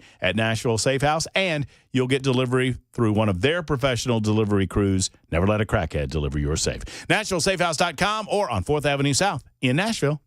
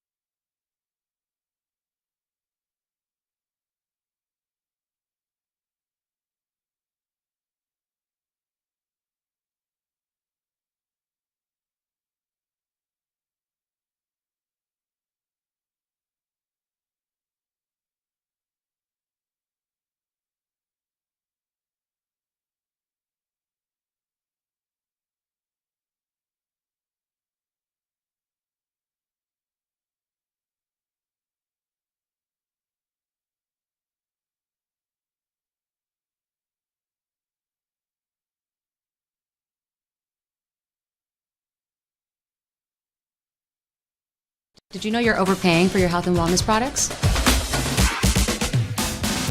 With over 20 company-owned brands offering its members vitamins, supplements, wellness, and skincare products, you're able to save up to 70% off retail. Members Nutrition can't change your life, but we can change the way you live.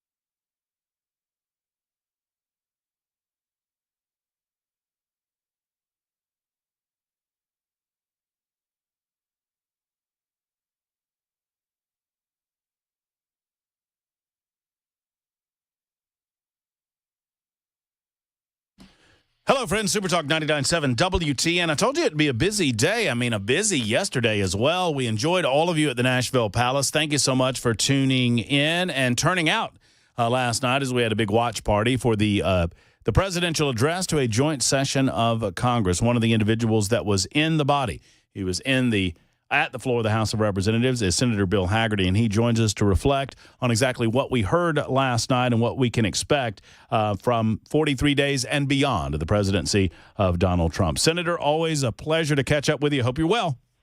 Likewise, Matt. I'm doing great, and last night was just outstanding. I don't think there could have been a greater contrast drawn between President Trump and Joe Biden. If you think about it, in February of 2021, right after Joe Biden got into office, he flew over to Munich and made this claim that, quote, America is back.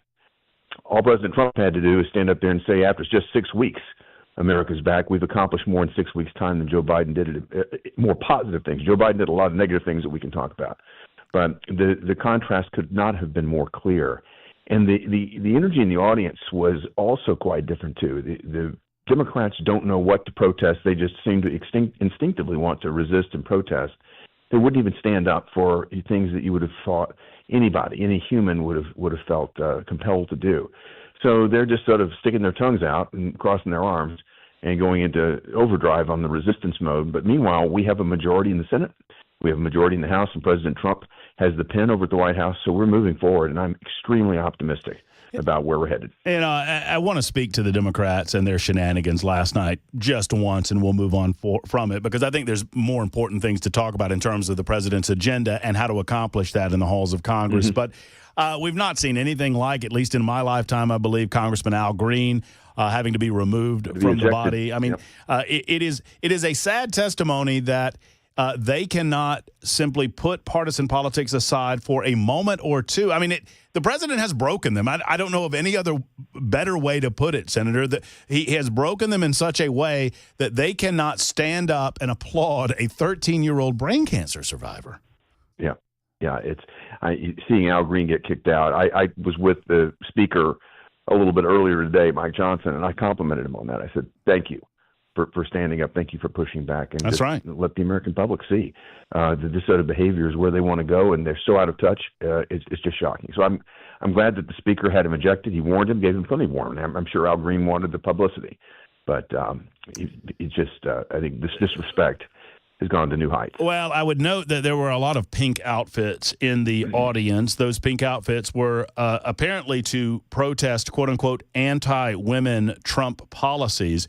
This happening the same week that, as you well know, Senator, 45 members of the United States, every Democrat in the United States Senate voted against protecting women's sports. Speak to that vote and speak to the hypocrisy of their quote-unquote protest. Well, Tommy Tuberville brought the vote to the floor. You know, he was coach at Auburn. He's been coach at a number of different universities. He's been coaching for his entire career. And he's been very clear, and he's extremely articulate about the fact that, both boys and girls, men and women, should have, great opportunities in sports. But when you start putting men into women's sports, seeing the injuries that happen to them, the poor girl that was there last night who had her just got hammered by a male volleyball player and injured her significantly. You think about this sort of stuff, and the American public definitely don't want boys playing in girls' sports, men playing in women's sports. You poll it, it's clear, but the Democrats are so out of touch that, as you said, they used the filibuster, which is the tool they wanted to do away with when they had control. They used the filibuster to block us yesterday.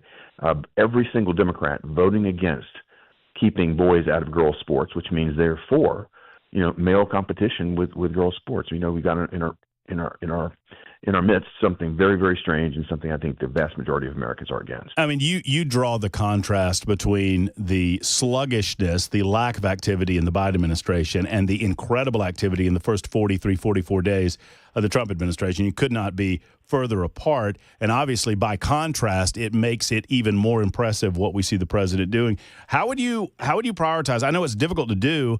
I asked this of Congressman David Kustoff a little earlier today. So, if you think immigration and energy economy, the tariff front, obviously foreign policy, Ukraine, Russia, what would you put as number one on Senator Bill Hagerty's list of accomplishments in the first 43 days, or can you just identify only one? Well, Matt, this is probably a little broader than you want me to specify, but if you just think about it at a high level, it's the sanctity of America again.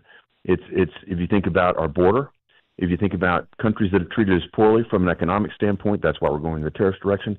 That is underlying the desire for President Trump to state that America truly is back, and we're going to protect the sovereignty of our nation. We're going to protect our economy, and we're going to protect our people from things like fentanyl. At a very high level, I say that's the number one goal, and it touches almost everything that President Trump is doing. So, bringing back a real sense of American pride instead of putting America last, as Joe Biden did. President Trump is very clearly putting America first in each of these actions. And when you go poll it, specifically, you'll find immigration at the top of the polling. But people want their city safe, anti-crime. We've had these sanctuary city mayors over in the House and an oversight committee today trying to justify why they feed crime and don't enforce laws in their cities. The American public is against this. Defunding the police was never popular. And, I think the Democrats, again, you mentioned it earlier, they're just so out of touch. They're staying on this tone-deaf path of wokeness and DEI, and the American public has moved way past it. Senator Bill Hagerty, our guest, Senator, you mentioned the Democrats' ability to utilize the filibuster, not able to overcome the 60-vote majority. It's shameful that 7 Democrats would not join the common sense Republicans in keeping men out of women's sports. That said, has there been discussion or consideration as things move through the House, as things move through the Senate? We understand that that's the only power that the Democrats currently have is to suggest that the filibuster will be used on some of this more controversial legislation. Is there any discussion amongst your colleagues about how to work around that? And I understand the sanctity of the filibuster, and I believe in it. I believe that the Senate should be the cooling down body of the Congress. Yep. But what can you say to that, and have you begun to address the possibility that they will use that to stop good legislation? Well, I think they absolutely will. I think there's going to be a test coming up very soon. We're getting ready, perhaps as early as next week, to mark up my stablecoin legislation to try to make certain that the crypto technology development and innovation stays here in the United States, and also to strengthen the dollar as the reserve currency of the world. Right now, I have bipartisan support for that, but we'll see if they crumble on it. It's just a common sense piece of legislation that's good for our economy, and basically says to the crypto industry that we want to make an environment here that's clear and one that has certainty, so you can actually feel comfortable building your business here, growing your business here. The innovation is enormous that's going around the blockchain technology. I want to see it here in America. I don't want to push it offshore, which is what Biden was doing. We have bipartisan support right now. Let's see if it holds.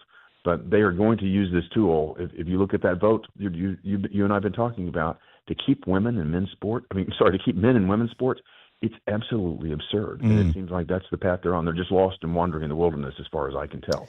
It feels to me that with the tariff conversations, and it's always a difficult conversation to have because the Democrats try to vilify it, and they claim that Donald Trump wants to raise prices on this thing and that thing. And I know that he just put a moratorium for 3 of the biggest automakers in the United States for those big 3 for at least 1 month. What is your basic position on tariffs? And do you look at it, as I do, Senator, as a way to negotiate with these countries to get better trade deals with Canada, with Mexico, and to get other things from those countries that we need, such as border security in those 2 cases?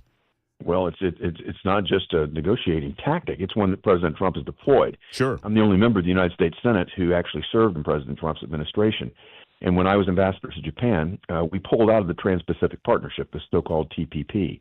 The Japanese were furious, and I came back and said we need to do a bilateral deal. That means a deal just between the United States and Japan, because if you looked at the other partners to this TPP, we already had deals with half of them. But Japan was the one that was missing, and they fought us on getting a trade deal ever since the 1960s. And I think you know the history of this. MacArthur, the post-World War II economy was such that we made very favorable terms of trade for those nations whose economies had been devastated, like Japan, like Europe. But we should have time limited. We didn't. So now you have these incredible distortions, and countries like Japan, like Europe, have taken advantage of those. And we were able to get 2 trade deals done with Japan. It never happened since World War II. We were able to accomplish 2 trade deals while I was ambassador there. And I think a large part because President Trump had already demonstrated that he was going to impose tariffs on steel and aluminum. He did it. And I think the Japanese realized President Trump is serious. He's not just talking. He's going to do it. And I assured them that he would, but they found their way to the table, and we got much more favorable trade terms as a result of that. When President Trump was in office last time, he picked up the phone and called the president of Mexico and told AMLO that if you don't do something about this flood of people coming across, we're going to shut the border down from an economic standpoint. The next day, President Trump told me, 18,000 Mexican soldiers are up there, federales, defending that border and pushing back on them.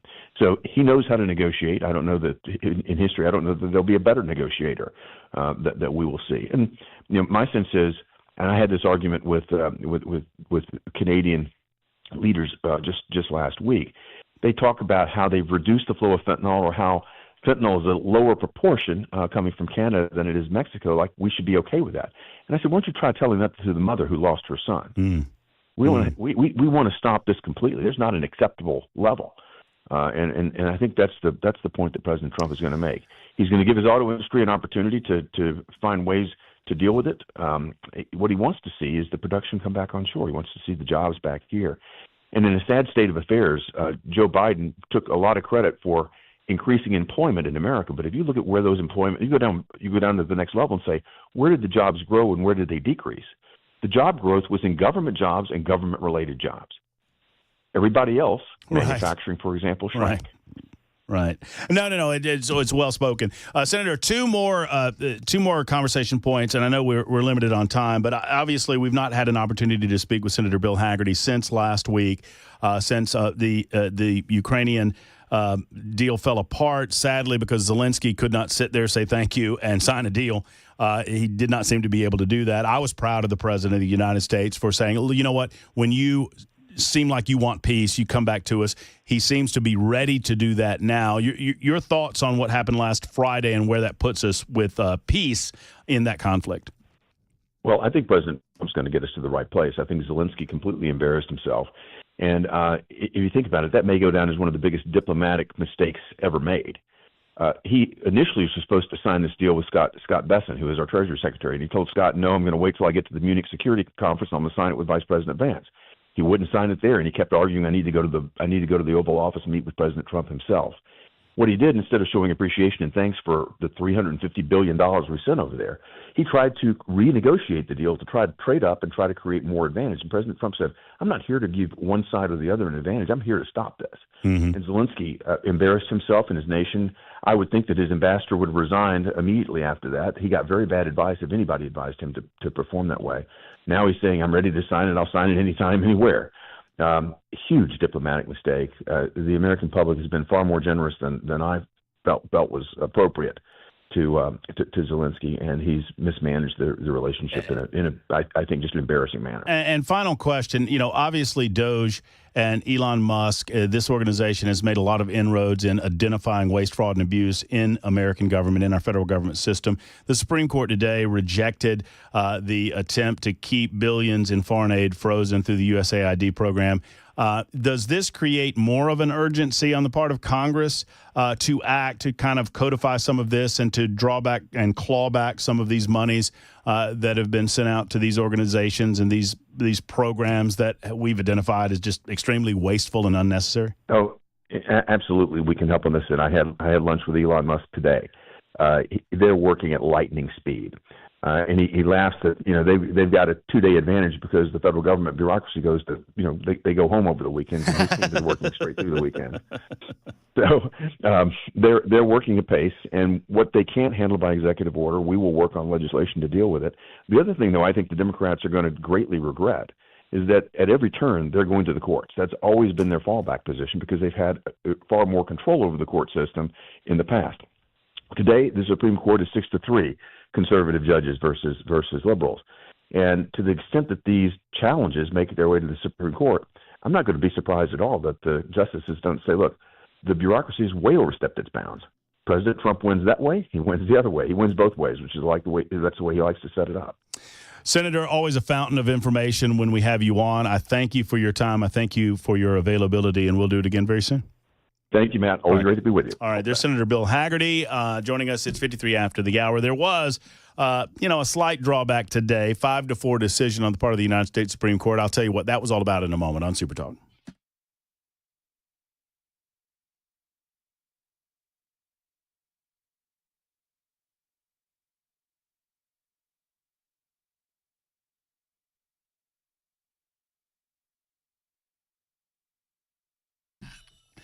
Dr. Stephen Poss has been growing by leaps and bounds in Brentwood and Murfreesboro over the years, so much so that last year he brought on Dr. Brian McLaughlin, who has the same exceptional credentials as Dr. Poss, serving Middle Tennessee even better.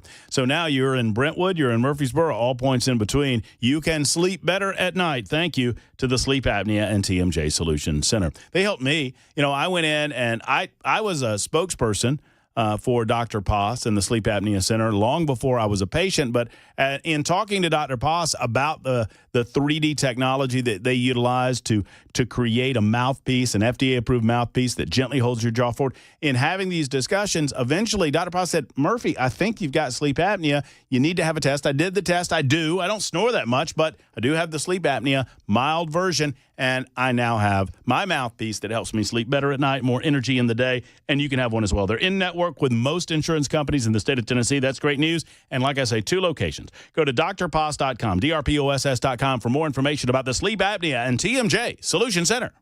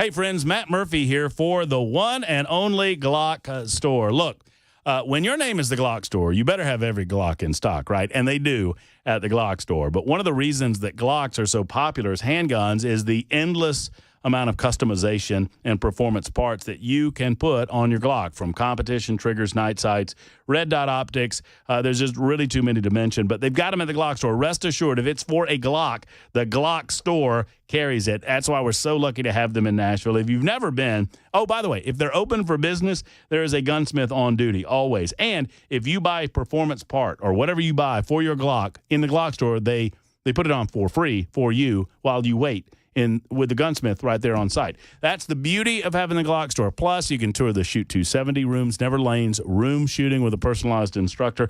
It's all good at the Glock store. You need to go to see it and to understand it. The Glock store is pretty special in this town. Go to Airlane Drive off of Elm Hill Pike and say hello to my friends at the Glock store. Tell them Matt Murphy said, hello, glockstore.com. President Trump has issued what he calls a last warning to Hamas. I've got that and more at 5 on Super Talk 99.7 WTN. So, I was just talking about the Glock store, and I got two guys with Defense Systems in here, Adam and Brink. And Brink also has a clothing line. Apparel, not just clothing. He's correcting me now off mic. And God-fearing gun owners is in the Glock store. You can get God-fearing gun owner apparel at the Glock store. And Brink is looking. He's got his arms folded, and he's looking very angry at me right now because he says that I always forget to mention God-fearing gun owners at the Glock store when I talk about the Glock store. No, not the Glock store. You're supposed to be doing it at my spots.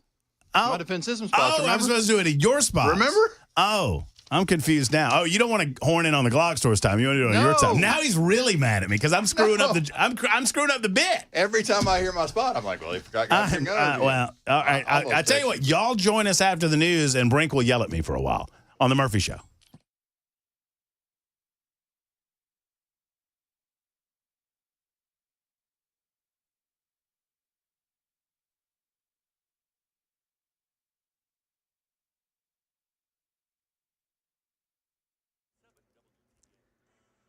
Five o'clock on the dot. I'm Ken Weaver with your top stories. Got the full forecast and traffic in 5 minutes. And President Trump has issued what he calls a last warning to Hamas. Here's what he posted to Truth Social in part. Release all of the hostages now, not later, and immediately return all of the dead bodies of the people you murdered, or it is, in all caps, over for you. Says, I am sending Israel everything it needs to finish the job. Not a single Hamas member will be safe if you don't do as I say. Then in all caps, release the hostages now or there will be hell to pay later. Meanwhile, alleged ISIS-K member Mohammed Sharifullah is the suspected mastermind of the 2021 bombing at the Kabul airport that killed 13 American service members. Pierre Thomas on his appearance in federal court this afternoon in Virginia. He was flanked by three very large U.S. Marshals who watched his every move. And he's facing a very serious terrorism charge. He's charged with providing material support for a terrorist organization resulting in death. Vice President J.D. Vance and Defense Secretary Pete Hegseth hinting at military action against drug cartels over the southern border. He was flanked by three very large U.S. Marshals who watched his every move. And he's facing a very serious terrorism charge. He's charged with providing material support for a terrorist organization resulting in death. Secretary Hegseth. Border security is national security. And from the Defense Department, we've watched for a couple of decades other people's borders being secured while ours was open for an invasion of drugs and of violence and of chaos for American communities. Elsewhere in our nation's capital, Congressman Jim Jordan scorched Denver Mayor Mike Johnston for an ICE officer getting assaulted after an illegal immigrant charged with a crime was released from the Denver jail. It's a simple question. You can release him in the parking lot, give ICE 1 hour notice, and they got to send 6 officers to arrest this guy. Or you can say, hey, what? Here's what we're going to do. We're going to hold him. You come in and bring 2 officers in, and you turn him over there. Why not do it that way? We have a city You ordinance. know why you don't do it that way? We have a city ordinance that Because governs. you're a sanctuary city. House Oversight Committee launched an investigation in January into policies that limit compliance with federal immigration enforcement officials. And we're monitoring reports of a plan to cut 70,000 workers in the Department of Veterans Affairs as part of the department's goal of returning the workforce to 2019 levels of just under 400,000. That portion of savings is to be reinvested in the department to help veterans, according to a memo. That's the latest news. Traffic and weather next. I'm Ken Weaver, WTN News.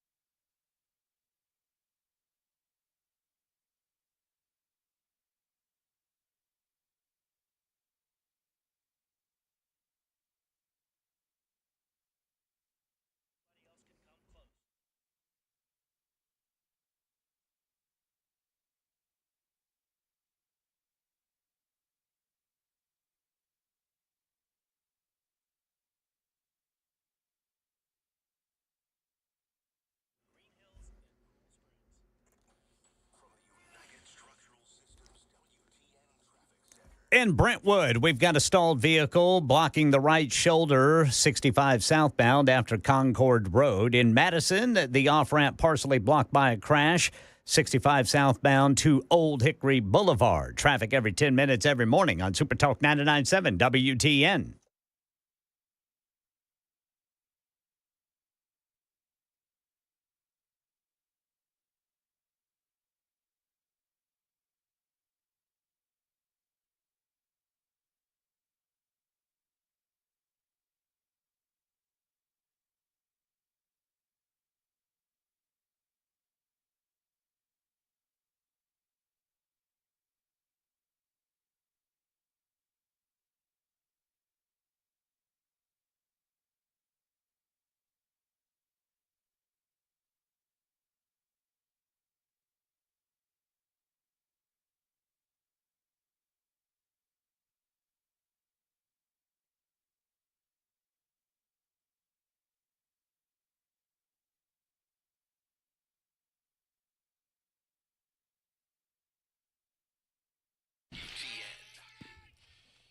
It is 5:06. Welcome in and welcome back. A lot of you have alerted me to how much fun you had last evening at Nashville Palace. We thank you so much for that.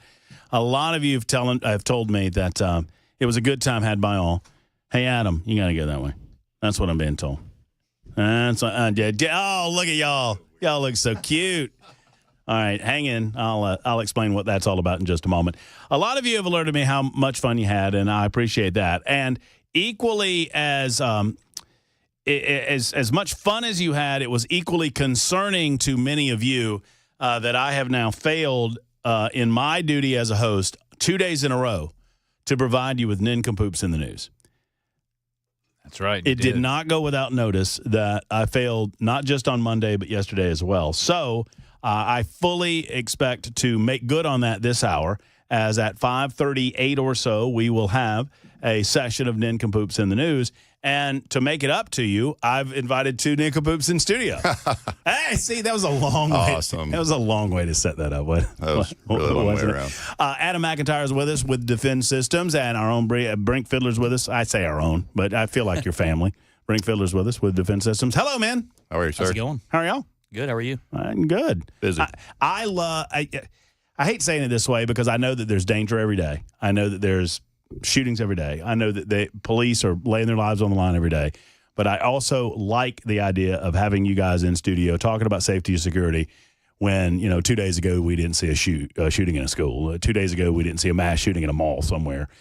So it's nice to have you in, not having that as a requisite to stop by. So thank you for coming in. Yeah, amen. That's usually the requisite for us sitting here, so it is nice to do that. And I would note that I was picking on Brink, or actually I was kind of picking on myself through Brink about not talking about God-fearing gun owners, your apparel line. Yeah. And you didn't realize we were on the radio. I did not have any idea. I guess I could have looked at that red button right next to you, and I just, the investigator in me must be retired for not being a trained observer there, but yeah. You're giving me the business. I like that. That's pretty. Is this the way he treats you every day, Adam? Every day. So I mean, you're here for a specific reason. You've got an event that's coming up that's very exciting. But I just want to talk to you generally about what you do at Defend and what you're seeing around the state and around the country in terms of security, safety, and I mean, obviously we did have a relatively recent event happening in Antioch that's led to some progress. I mean, how would you describe what we've seen? I mean, at least they got some sort of detection device or system. Now, you have a different take on these types of things, and I just want you to share it with everybody that's missed it in the past. Okay. Yeah. I will say that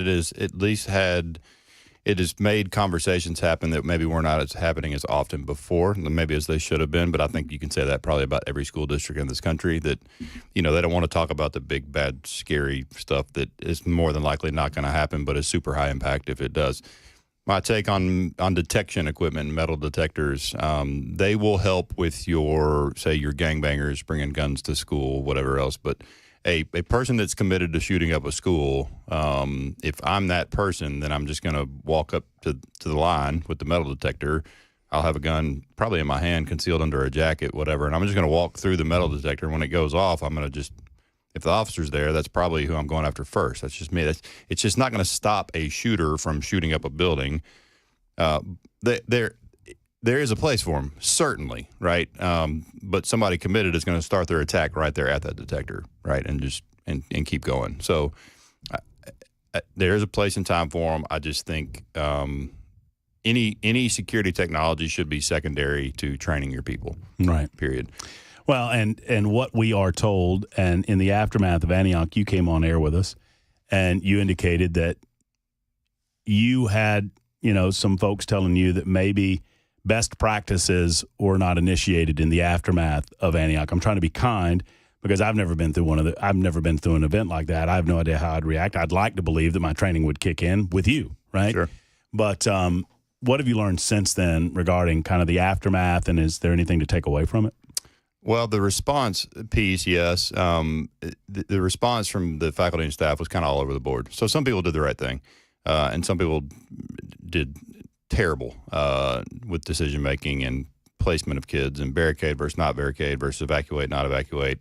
Apparently communication, which it does often. I mean, Adam can allude to that. I mean, being a military guy, one of the first things to go when the proverbial you-know-what hits the fan is communication. And so that was terrible. I know, obviously, we all know now that his intent was a minimum of 10 victims, and he didn't get that. And from what I understand, it was more the reason for that is he was having weapon malfunction problems that he was not super high speed on fixing. And so that if you listen to the cadence of the shots in the video that was recorded, it's very slow, and it's because he's trying to fix his gun. And then finally, I think he just panicked because he was not able to do what he wanted to do, and I think felt like things were closing in on him and took himself out. So thank the Lord that it happened that way and he didn't get his 10 victims. But, the big takeaways there if you have a crowd in a crowded environment that you can't evacuate, a church sanctuary, a high school basketball game, a cafeteria, you need to have good guys with guns present to take out bad guys with guns, because you can't evacuate that room. Like, it's impossible, right? Because there's too many people. So the only thing to stop a threat in there needs to be somebody shooting because they're going to bottleneck. 100%. Yeah. And think about what that looks like for a bad guy. Right. I mean, that's just a target. I mean, that's just an easy way to kill people. Yep. So we got to position our good guys in those environments to be there to help deal with that. Now, that happened so fast. Even Adam's pretty fast. I mean, he was special forces, right? Even if he'd been standing there in a gun belt, that happened so fast to that first victim, I don't think anybody could have done anything. I would spend good money betting that Adam could beat you in a 40-yard dash. Oh, without. That's probably very true. He could probably run backwards and beat me. I mean, I might pull a hamstring on the way and go down. So yeah, same. But point being, initially we were told that there were 2 SROs at Antioch, and that neither of them were in the lunchroom. That's true, and that should that be a concern if I'm a parent? Well, the protocol, I think, across SRO world has not always been that. This is my opinion of why they should be, and this applies to not just schools, churches, all the things, right? When we have crowded environments like that, having the ability for a good guy to step in and step into the gap, if you will. I think that should be protocol. Currently, I doubt that it is. I never worked as an SRO with Metro, and I talked to those guys, but so I'm not busting on them. I think they just did what they did every day. But I think the protocol should be, and I think every parent should demand this, that if my child's in a crowded environment, even a chapel or whatever, announcements, any of that stuff, pep rally. Yeah, pep rally at the gym. All the above. Whatever. Good guys need to be there when it's a crowded environment. Right, when students are coming to a common location, to gather at a common location, it should be standard operating procedure that, especially if you have more than one. I mean, I can understand if an SRO is dealing with something across campus and can't get over there, but if you got more than one, it would seem to me that would just be, I don't want to say common sense because I don't want to presuppose that I know everything about this, but it would seem to me that it would be good practice. Absolutely. If you have a high casualty producing area like that, like we've said, the cafeteria, auditorium, I mean, you could be out on the football field for a pep rally, doesn't matter yet. Somebody has to be there. Somebody could walk out there with a simple rifle and induce a lot of casualties very quickly. If you don't have somebody there to respond, then they're there for nothing. So. What is the transition for those that don't know Adam McIntyre? Talk a little about your background, because I'm curious. My curiosity gets the better of me. The transition between what you did do and what you're doing with Defense Systems. Yeah, so I spent 20 years in the military, and 15 of that was in Special Forces. So I was a Green Beret. So I was a weapons sergeant to begin with, and I went to be an intelligence sergeant on a team. And then I ended my career as a team sergeant. So that was kind of the epitome throughout your whole career. You want to be the boss one day. So I got to be the boss, and then I went on my last deployment in 2022 and kind of hung it up. And the transition from what I did then to now, it seems kind of seamless in the sense, but as Special Forces in Green Beret, like when we deploy, our motto is to free the oppressed. So, protecting innocent people, it could be standing up a village, it could be doing a raid at nighttime, it doesn't matter. And mentally, I kind of translate that into the school realm as well. So we're going there to help teachers, empower them to be able to save their lives and their kids' lives. And for me, that's extremely satisfactory, and it's very similar to what we do if we go to Afghanistan and help out a village that's being overrun by the Taliban. Like, all right, well, let's kick those dudes out. Let's help these people survive, build them back up, equip them so they can fight off these terrorists. And I feel the same when we take these teachers, we train them, then we walk to their classroom, and they're like, hey, what do I do in this classroom? It's like, cool, let's walk through this. Forgive my ignorance in asking this, but I don't know. I mean, were you in Afghanistan? Yeah. How long?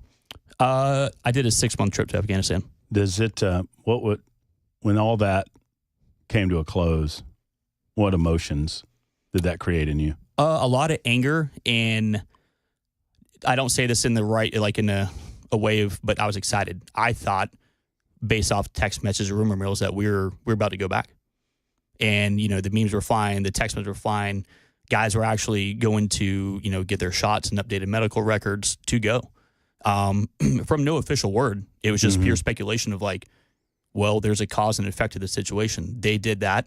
Here's what we're going to do. We're going to go back there and pound you. And obviously that never happened. Right. So it was pretty upsetting. And in a lot of the reports of our partner forces, we worked with some special operations Candax and the SF guys over there. And then, throughout the, after we pull it out, all you hear is that they're getting murdered. It makes me, and the reason I asked was for that, because, just last night, Donald Trump said that they caught one of the central figures in the gate explosion that killed 13 of ours and killed hundreds others and wounded many, many others. And that's good, bringing those individuals to justice. But, I get emotional. I get weepy in my old age. I get emotional thinking about the number of Afghan nationals that risked their lives assisting us on our word that we would not forsake them, and we forsake them. No, it's something we did in Iraq too. And then, fast forward years later, 8-10 years later, we do the same thing in Afghanistan. You look at Vietnam, like we're not looking at history and seeing what we do, and it kills us in an intelligence realm too, because we just get up and leave. So all these people that we've been, gathering information from for years, we just get up and leave. We don't keep that relationship ongoing. Maybe some, but a lot of them we just, hey, see you later. And now we'll go back. It's inevitable. 3, 5, 10, 20 years later, and they're like, what? I'm going to talk to you just for you guys to right. leave me Right. So. And even as little as gathering the people together that were direct points of contact, and at least making sure that those individuals and their families are safe, because we gave them that guarantee, we gave them that promise, individually and collectively as a country. It's just it's frustrating. It's just it is annoying. He won't tell you as much about himself. He's done 14 combat deployments. Anybody that's been in the military knows what that does, right? He's been all over the world. In that time, he also spent 4 years as a free fall instructor for the military. So he taught Special Forces skydiving for 4 years. That's fun. Yeah. You ever jumped out of a plane, Brent? No. I know the story of yours. I know you have. I wasn't going to bring that up. I was just going to ask. I know you've done it. Adam's done it over 2,000 times. Well, I've done it twice with instructors. That's all. He quit counting at 2,000 because, like, why count bother? Past that? Yeah. So, like, he's not going to brag on himself. He's done a lot of really awesome stuff. But he's a humble guy, and he's obviously dedicated to what we do, and he keeps bringing up teachers. That's the biggest vertical we've grown in is schools. But obviously, I think people know we train more than just schools and teachers. But like that's like when the biggest impact we feel, I would think, is teachers because of what they're responsible for, right? Mm-hmm. These kids. Yeah. Well, I mean, when you teach, you teach corporations and healthcare facilities and any place. I say any place people gather, right? Yep. I mean, any place where there's a crowd, church congregations. But we gravitate to the schools because there are a lot of people there, but there are a smaller number of people there that we expect to be responsible for the larger number of people there, right? And it's our most vulnerable population, right? I mean, Right, kids. you don't expect middle schoolers to have to go through this level of training. You put the teachers through the level of training so that they can do what they need to do in the unlikely event that something should happen. I like to say it that way. And you listen. I mean, this is not designed to be a commercial for defense systems, but invariably we're going to talk about that. But when I say that, what you guys do is empower individuals first and foremost, kind of give them that level of training and that the tools necessary to do the things right. But I love to remind people that there's a minuscule possibility of them having to deal with this, right? I mean, it is true. We're not here to scare the hell out of people. No. But the point is, it's not zero. It's like, you know what to do in severe weather, right? Like with tornadoes coming, do you know what to do? The answer is yes. Right. Most people have never faced down a tornado that hit the building they were in. Right. No, it's exactly But you know right. what to do. Right. And the possibility is minuscule that a tornado is going to hit you, but it's not zero. Right. All right, 21 after the hour, Adam and Brink's with us. We're going to talk about a great event that's coming up. Free event? Is this yeah, but it's not. We'll talk more about it. It's not open to the public per se, but it is free. Okay. Well, we'll talk about it in just a moment with Brink and Adam on Super Talk 99.7 WTN.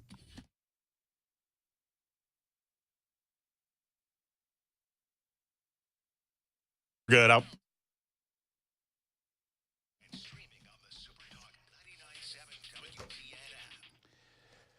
Grace Point Healthcare understands the old-fashioned way of doing medical care, but they also understand that it's 2025 and there's a lot of modern medicine approaches that you need to tackle. So Dr. Rob and his team at Grace Point Healthcare do it just that way. It's modern medicine the old-fashioned way. Affordable, convenient, comprehensive medicine. They are a direct pay primary care provider. Why is that important?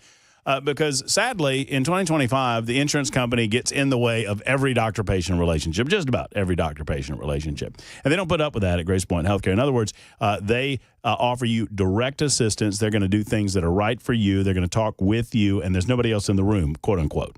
Insurance companies, pharmaceutical companies, they're going to do it the natural way when possible. They're going to address the issue, not the symptoms of the issue. In other words, a lot of times we're offering people prescriptions that address a symptom as opposed to getting to the root of the problem. They get to the root of the problem at Grace Point Healthcare in a way that makes a long-lasting relationship with you and them and makes you healthier as a result. No long wait times in their waiting rooms.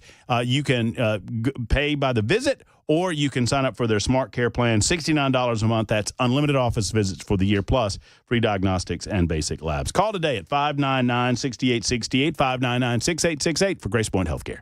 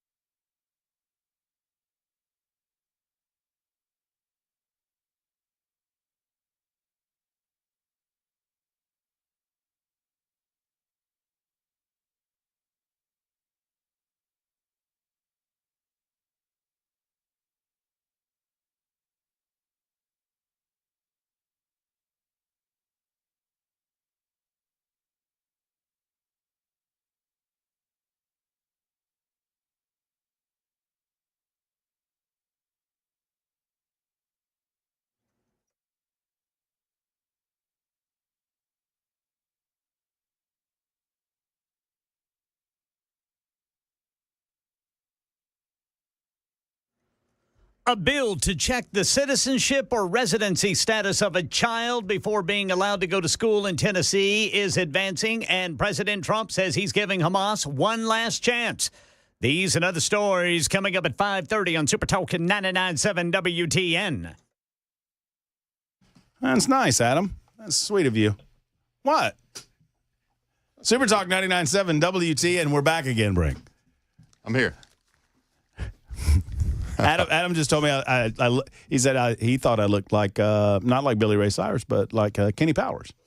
Ooh, Kenny Powers, yeah. I can see that. That's solid. That's on point. That's on point. Hey, see, I love the fact that, I mean, whether it's Tracy or Gloria and now Adam, I mean, when you hire smarter people than you, 100%, everybody's going to win. Amen, brother. Everybody's going to win. Yeah. I say that in love. Brink Fiddler's with us. Adam McIntyre with Defense Systems, talking about a variety of different things. One, you have those that have heard you on the show in the past know that Defense Systems was a part of the training that Covenant School went through prior to the sad events that happened a couple of years ago. And as a result of some of those relationships and relationships that you've had with the Metro Nashville Police, you've got a podcast series coming out regarding Covenant School, and I wanted to make sure that folks understood or knew about it. Yeah, so we've had the podcast for a few years. We let it go dormant for a little while just because our companies got so busy, but I do it in combination with a guy named Tom Herring who owns Herring Technology, and we are doing a series on Covenant, and it's primarily for a couple of reasons. One, to quote you, where there's a lack of information, there will be speculation, right? Mm-hmm. And so that's a lot of that's still happening. But it also helps a lot of people to hear the stories, people that experience Covenant, because you got to think everybody in this community experienced Covenant. Everybody did in their own way, but so it helps people heal at the end of the day. So we wanted to get different perspectives on that day and what it looked like. So we've done, none of this is out yet, but it's coming. We've recorded one episode with Michael Colazzo, who's one of the officers that shot the suspect. Jeff Mathis is coming on, who is the officers that you see enter with Rex. When they start clearing those rooms, there's a guy with a shotgun. That's Jeff. He's coming on. His episode's not been recorded yet. We had a Covenant mom. Her recording's done, but it's not out yet. She had 3 kids in the building that day, one of which was in one of the classrooms that got shot to pieces. So her story is important, and I wanted to hear from that. And we're going to have Colazzo back on because he wants to talk about the mental aftermath for him, which is heavy, but needs to be talked about. I mean, like, it's just, if we're going to help this community heal, like, we need to talk about all of it, even the dirty laundry, whatever you want to talk about, like the negative parts, all, you know. And then right now we have actually a Covenant teacher that's not a teacher there anymore, but that wants to, you know, tell her story, and if it can help somebody else. I mean, that's what this is all about. If this information can help another organization, another school, somebody that's gone through a traumatic event, whatever it is, that's what we're after, right? Mm-hmm. Is to just share with the community, because this whole community felt the pain from that day. So how can people find I mean, I know that it's yet to come out, but how can we find the podcast so we can kind of flag it? And Sure.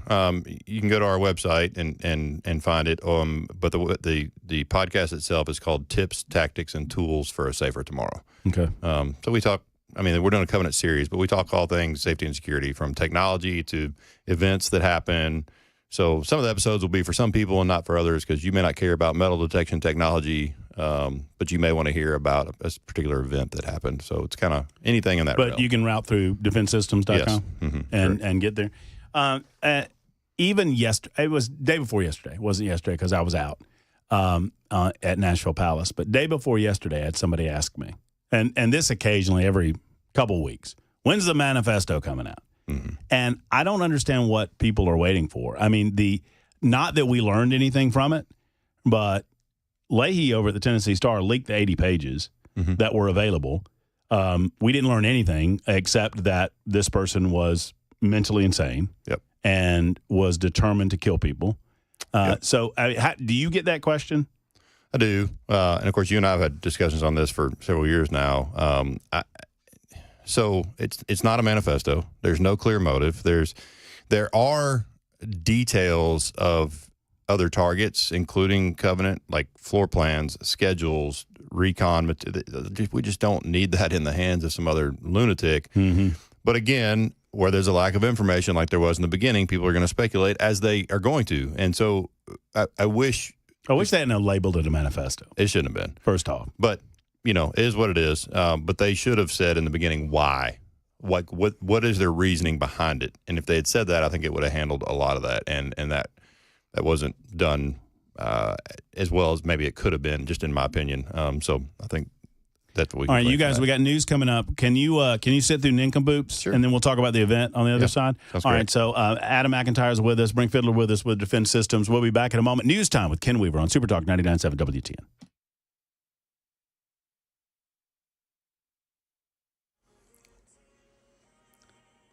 I'm Ken Weaver with your top stories. Got the full forecast and traffic in 5 minutes. And right now in Tennessee, a bill that requires school districts to verify a child's citizenship status or residency status has cleared its first committee hearing in the state Senate. The vote was 5-4, with 3 Republicans joining the lone Democrat in the Education Committee to oppose the bill.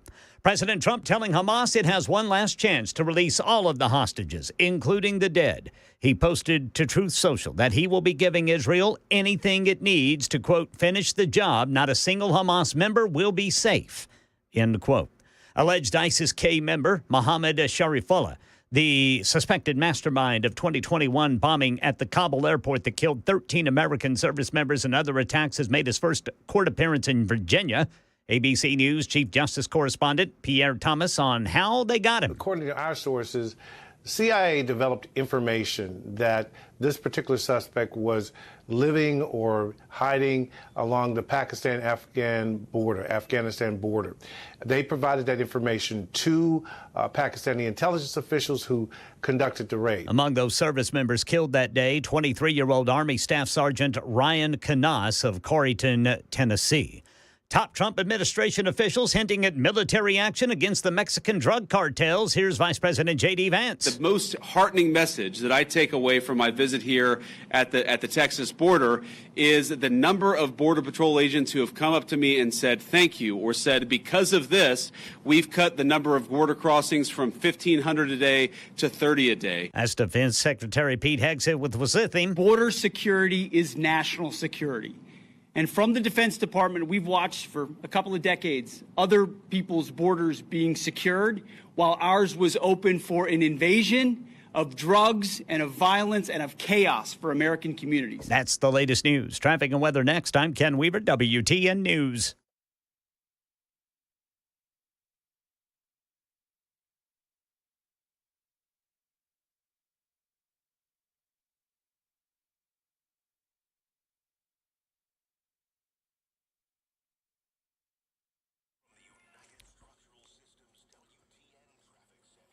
All right, the only crash on the interstate I'm seeing right now is going to be 40 westbound, and that's going to be the on-ramp from Charlotte Pike in the Hillwood area. The on-ramp partially blocked there. The rest of it just going to be the normal stop-and-go traffic this time of day. Traffic every 10 minutes every morning on Super Talk 99.7 WTN.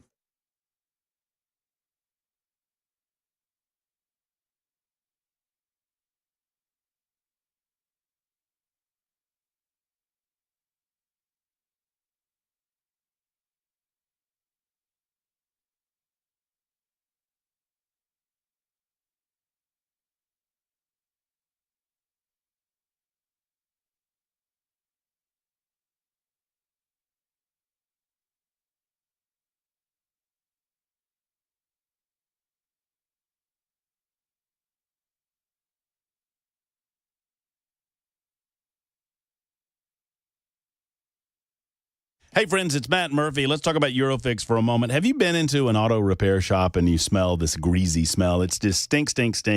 And it just puts you off. I mean, because if they can't manage to clean up their own auto shop, how well are they fixing your car? I mean, the stink doesn't stop at the auto bay, though. The stink doesn't stop in the waiting area. Sometimes the stink gets to your bill.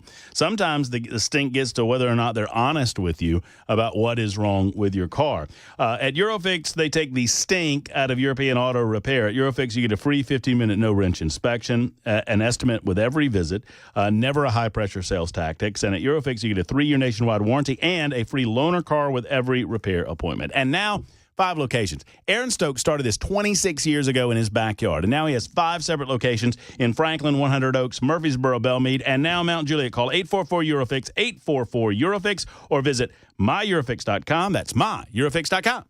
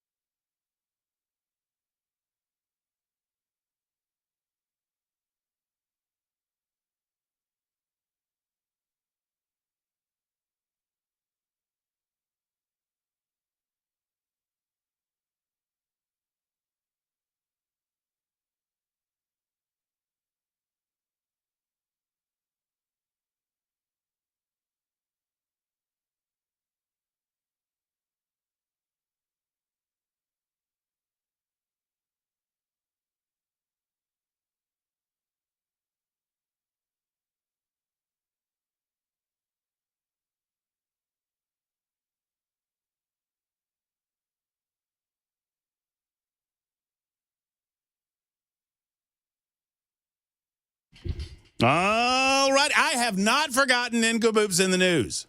Not today. Not today. Not today. What was that line from? It was from there's a great video. Ken Weaver, God dadgummit, but there's a woman that says not today, and then she says an expletive. It's a guy trying to come at her. You would love this video, Brink. And I'm mangling this. Somebody on the Super Text line will help me out with it. But I remember what it was. A guy tried to attack a woman. She was a jogger, I think over in Georgia. And she was jogging in a park area, and she went to a bathroom. He was hiding in the bathroom. And he attacked her, and she had taken defensive training.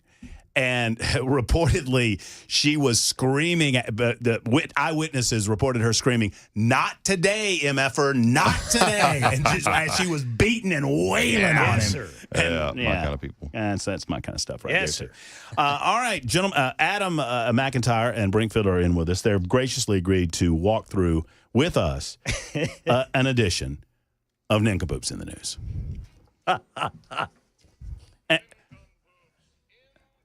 By the way, fellas, extra points if y'all know where this song's from. Y'all are too young. Whatever. Too young. I don't know. I knew what it was. I grew up watching it. That's true. Like, you're what, 40? What are you? 46, 7? I don't know, something like that. Man, you look much younger than you are. Yeah. You know. That's my 'cause he doesn't skincare smoke routine. cigarettes. That's true. Ken Weaver, Ken's 32, everybody. I don't know if y'all know that or not. Yeah. All right, it's time for Nincompoops and the news. I mean, you know what the news is. You hear Ken delivering the news on a daily basis. You hear me opining on said same. Now it's time for us to scour the intraweb. We go through the state of Tennessee, the United States of America, the globe, and we find where the Nincompoops live and breathe. We bring them to you, and then you guys get to vote on who the biggest Nincompoop of the day is. Ken Weaver, would you like to go first? I'll go first. All right, let's go. I've been sitting on this one for 2 days, and it's no pun intended. A 6'6", 250-pound kilt-wearing shopper seen stuffing antiques up his butt. All right, Ken wins. Then placing them back on shelves. What?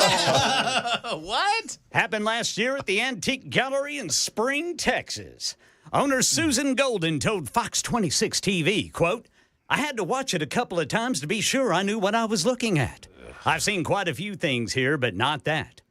The 60-year-old Mitchell Vest allegedly inserted a makeup brush, antique bottle opener, and a restoration hardware item, whatever that is, and a tobacco tint can. Wow. Whoa. Into his rear. What, like, is that Prince Albert in a can, that kind of deal? Yeah, no pun intended. Uh-huh, right? In his can.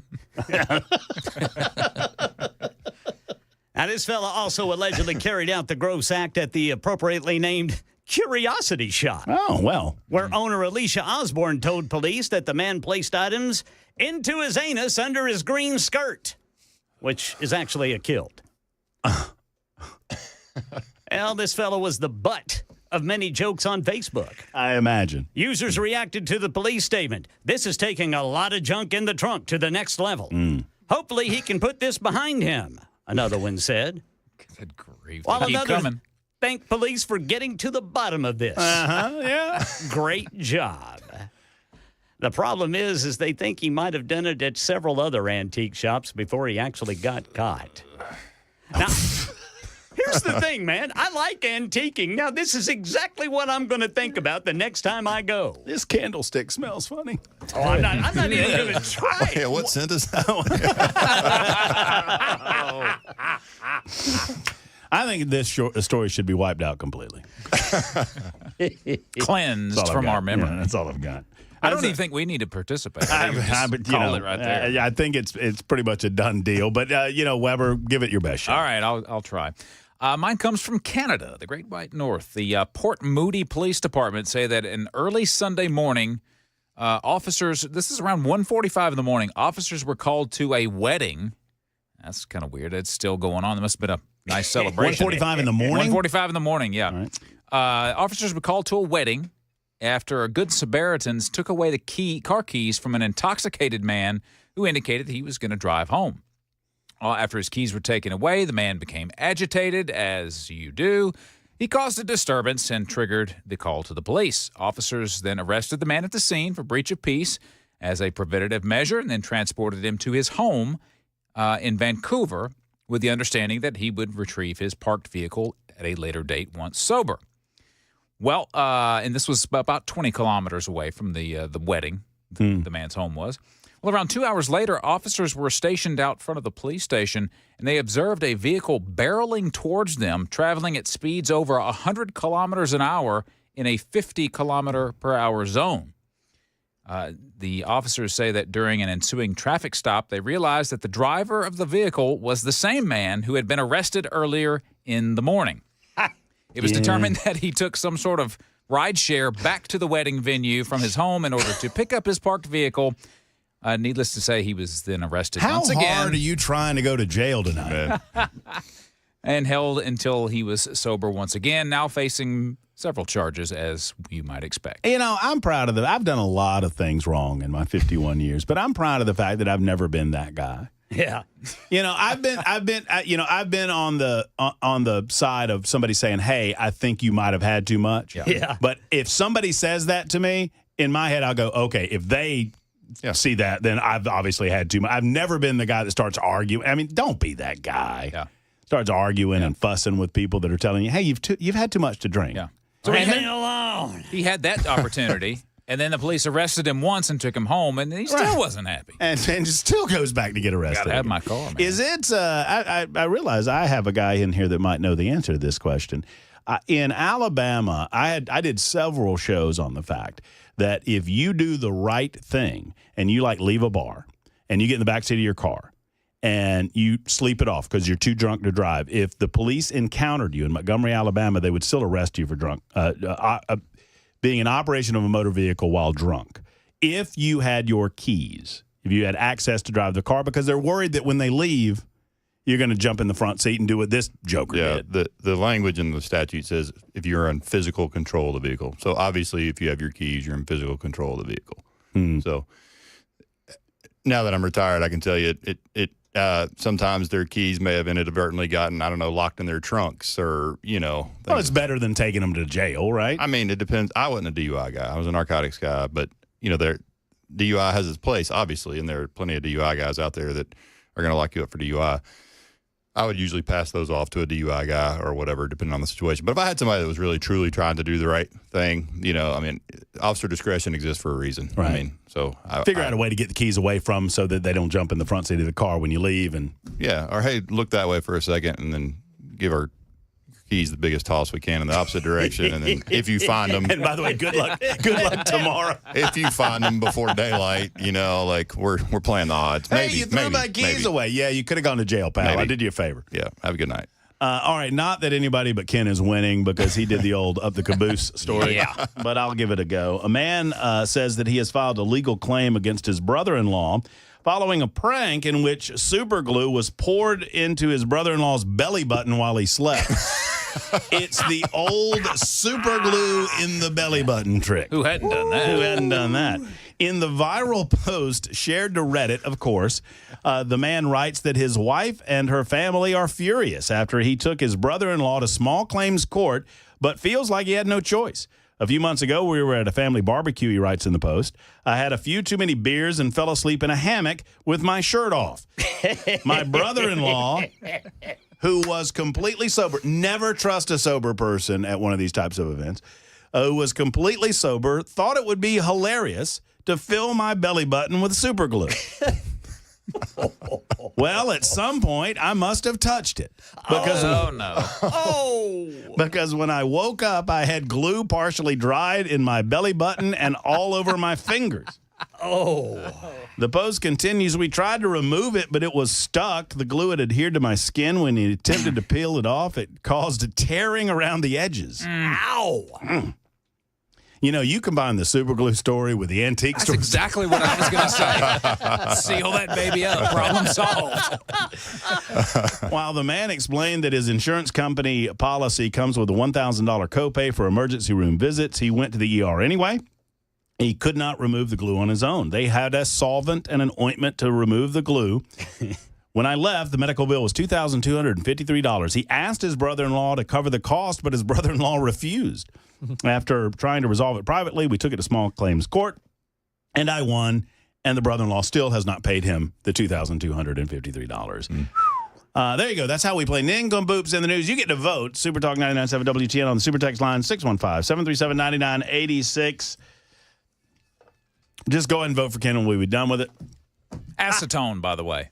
Is that what does Acetone will remove super glue, yeah. Is that like Gooby Gone? Like nail polish remover. Oh, yeah. Yeah. There you go.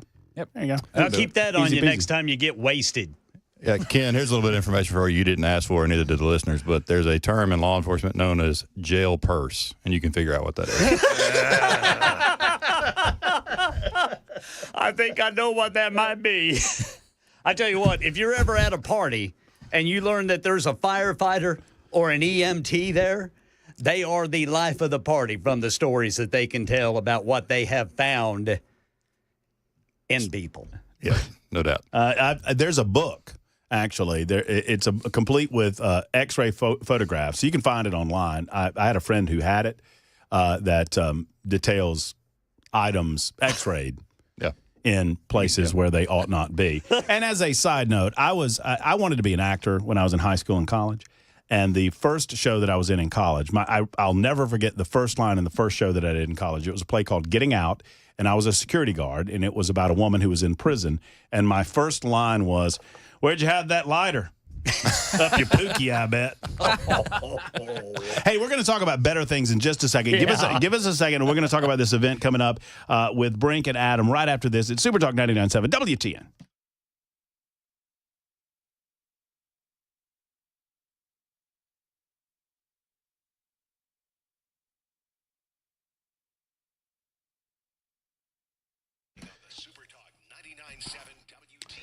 You know, last month I told you guys that it was coming around, and y'all didn't believe me, but here we are. We're in March, and you didn't believe me that it was going to get warmer. I know it's a little cool today, and so maybe you've got that heat back on, but if you're turning the AC on and you have yet to go to Efficient Heating and Cooling's website, sign up for the website, and go ahead and call Jeff Eddy with Efficient Heating and Cooling and get him to come on out and maintenance that unit. I suggest you're doing it wrong. Jeff Eddy and Efficient Heating and Cooling. They're your one-stop shop for all things maintenance with your AC. It's as simple as this. You need to maintenance because you need to make sure the health and safety of your family is priority number one. And with all of that dust and dander cycling through the AC unit, you need to clean that out and make sure that it's running as efficiently as possible. That's why they call themselves Efficient Heating and Cooling. They never try to upsell you, but if the time comes, they're an Elite Pro partner with Rheem, and they will help you select the right AC unit for you when it's time to replace. $125. You'll never pay more than that on a maintenance call, no matter how many AC units you have on your residential property. Give Jeff Eddy a call today at 615-784-4424, 784-4424 for Efficient.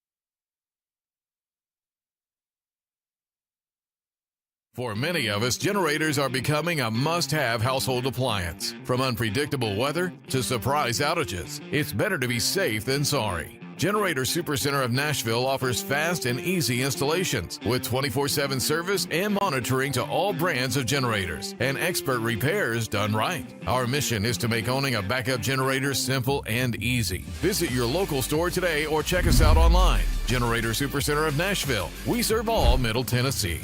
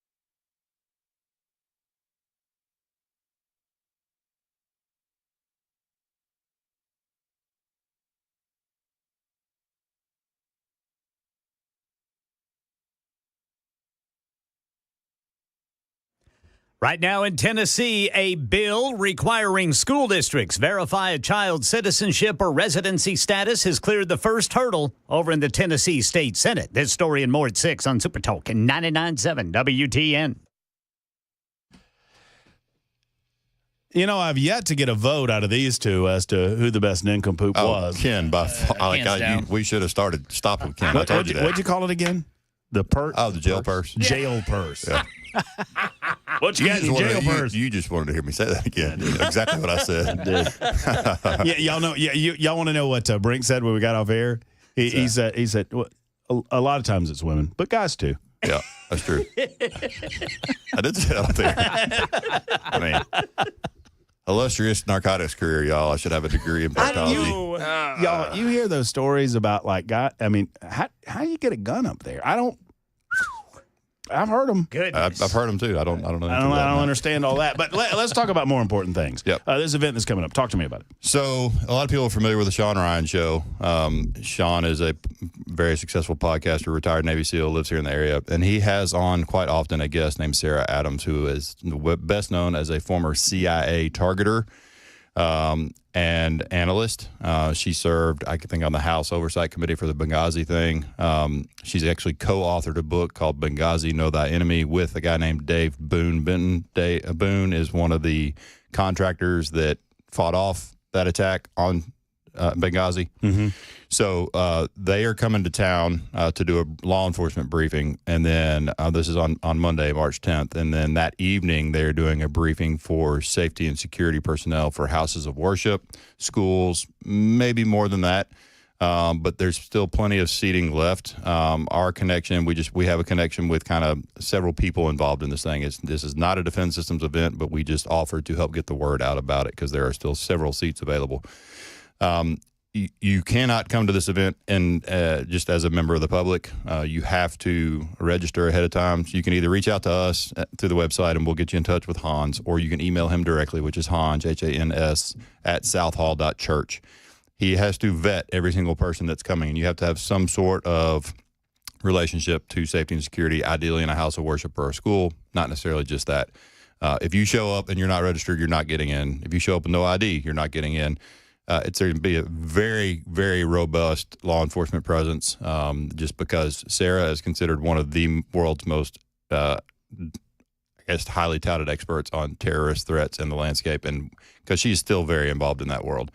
She is phenomenal. And consequently, she needs robust security. 100%. Yeah, makes sense. There will be a massive amount of security at the event, but it's also an incredible opportunity for people that are in the security space to come gain more intelligence about what emerging threats look like and what they should be preparing for and all those things. And it's really a once-in-a-lifetime opportunity, if you ask me. So I think for people that potentially want to come, the big thing there is you can either email us directly just through our website, which is defensesystems.com, or you can email Hans directly, which is hans@southhall.church, and he will vet you, send you a form. Registration has to be done by 5 p.m. on Friday, so you guys got basically 47 hours from now, whatever, 2 days, and then it's going to close. But it's a really good opportunity for people in that world to potentially come here from both of them. So Sarah and Boone both will be there, and they both co-authored that book. And there's going to be a book signing afterwards as well. Yeah, this is an incredible opportunity. I mean, Sarah, you might remember, Sarah was on, I think, the podcast talking about the aftermath of that Cybertruck deal out in Las Vegas. I mean, yeah, she's all over the internet, and she's just such a wealth of information. Once again, Hans at southhall.com. Southhall.church. Church. If they forget that, just get on our website, send us a contact form, or email us at info@defensesystems.com, and we'll get you connected. That's awesome. Adam, thank you so much. My pleasure. Thanks for having me. Yeah, thank you a little much. Shameless plug, godfearinggunowners.com. Godfearinggunowners.com. There you go. Did we get it all in? I don't know. We got it all in and nincompoops. Sort of? Yeah. And Prisoner's Purse. What is it called again? You know exactly what it's called. I can't remember. I don't know. Every time I hear it, I block it from my mind. I don't want to think about it. It is 6 o'clock. We got another hour to go. Hopefully Cameron Smith is around here somewhere. One way or the other, we'll see you on the other side. Here's the news.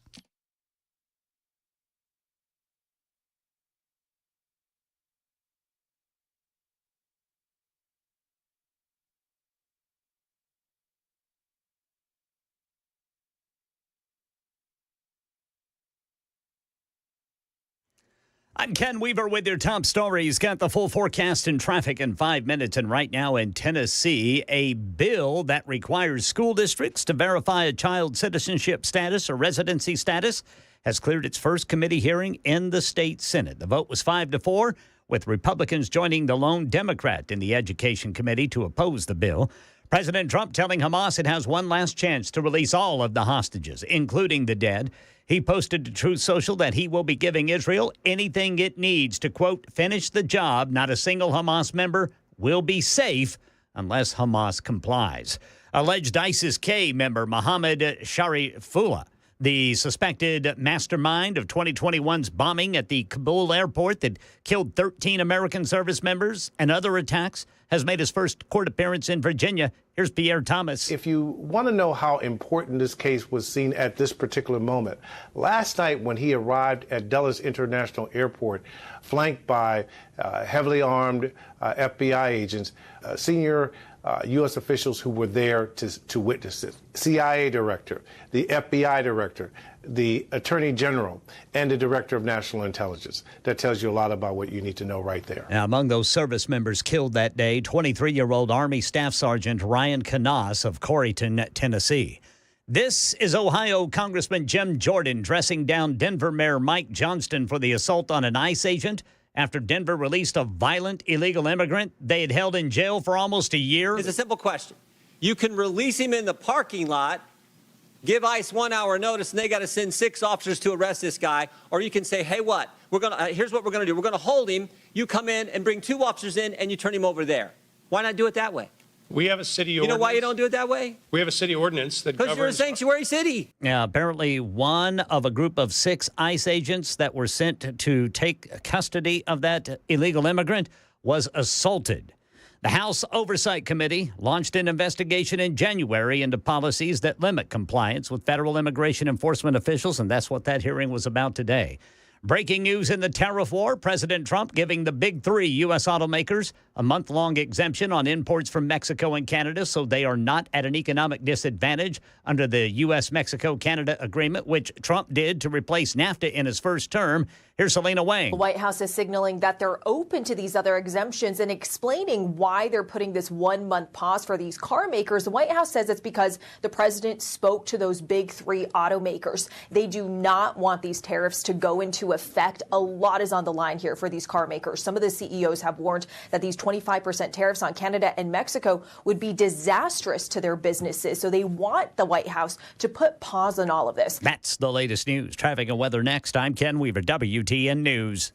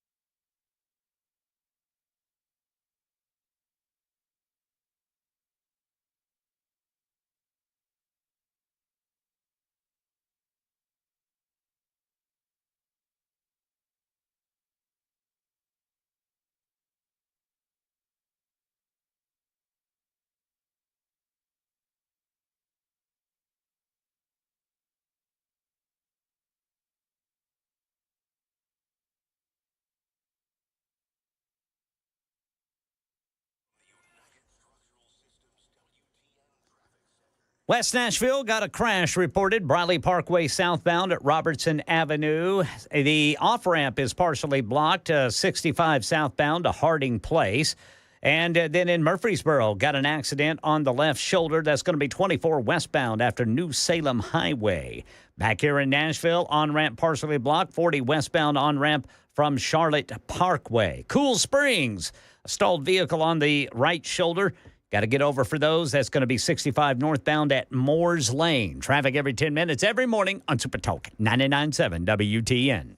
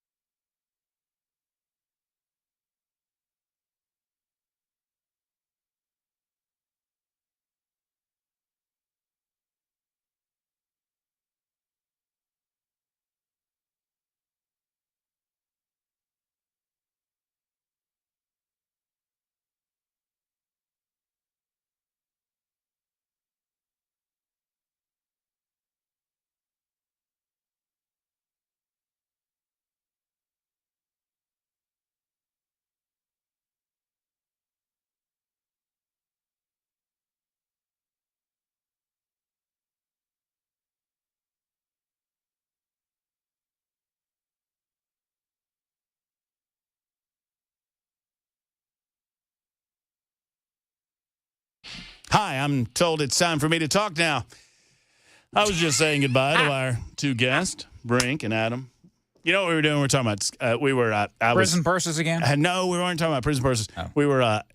I've jumped out of an airplane 3 times voluntarily. Absolutely loved it. Mm-hmm. Would recommend it to anybody. And if you are not actively afraid of it, I would recommend it. I think you should do it even if you are actively afraid of it. Well, I mean, Jay did. Our good buddy Jay St. Clair on Friday. He has a severe fear of heights, like a genuine phobia, and he managed to do it. But if you don't have that, but yeah, sure, if you have the fear or if you don't have the fear. But if you don't have the fear, I'm telling you, the experience for me, I never had the inclination. I was like anybody else. I'm like, oh, this is crazy. This is insane. It is such an absurd experience, first and foremost.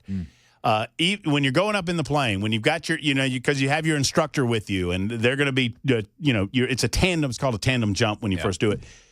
And you're like, this is not really happening. I mean, all the while, as your plane's taking off and as you're going up and you're circling and you're getting to 14,500 feet, you look down and it's like a scene from a movie. You're like, this is not real life. And then it comes to the point where, oh, now we're going to jump out of this plane. And you're like, well, this isn't real. This isn't real. And then you jump out of the airplane, and it is the most extreme sensory sensation that you've ever had. Noise and the wind and the visuals and all of that going on at once. And then you get about 60 seconds of that, and then you go under canopy. They pull the chute. And you never once think that it's not going to pull, by the way, because there's too much going on in your head. There's just too much. Yeah.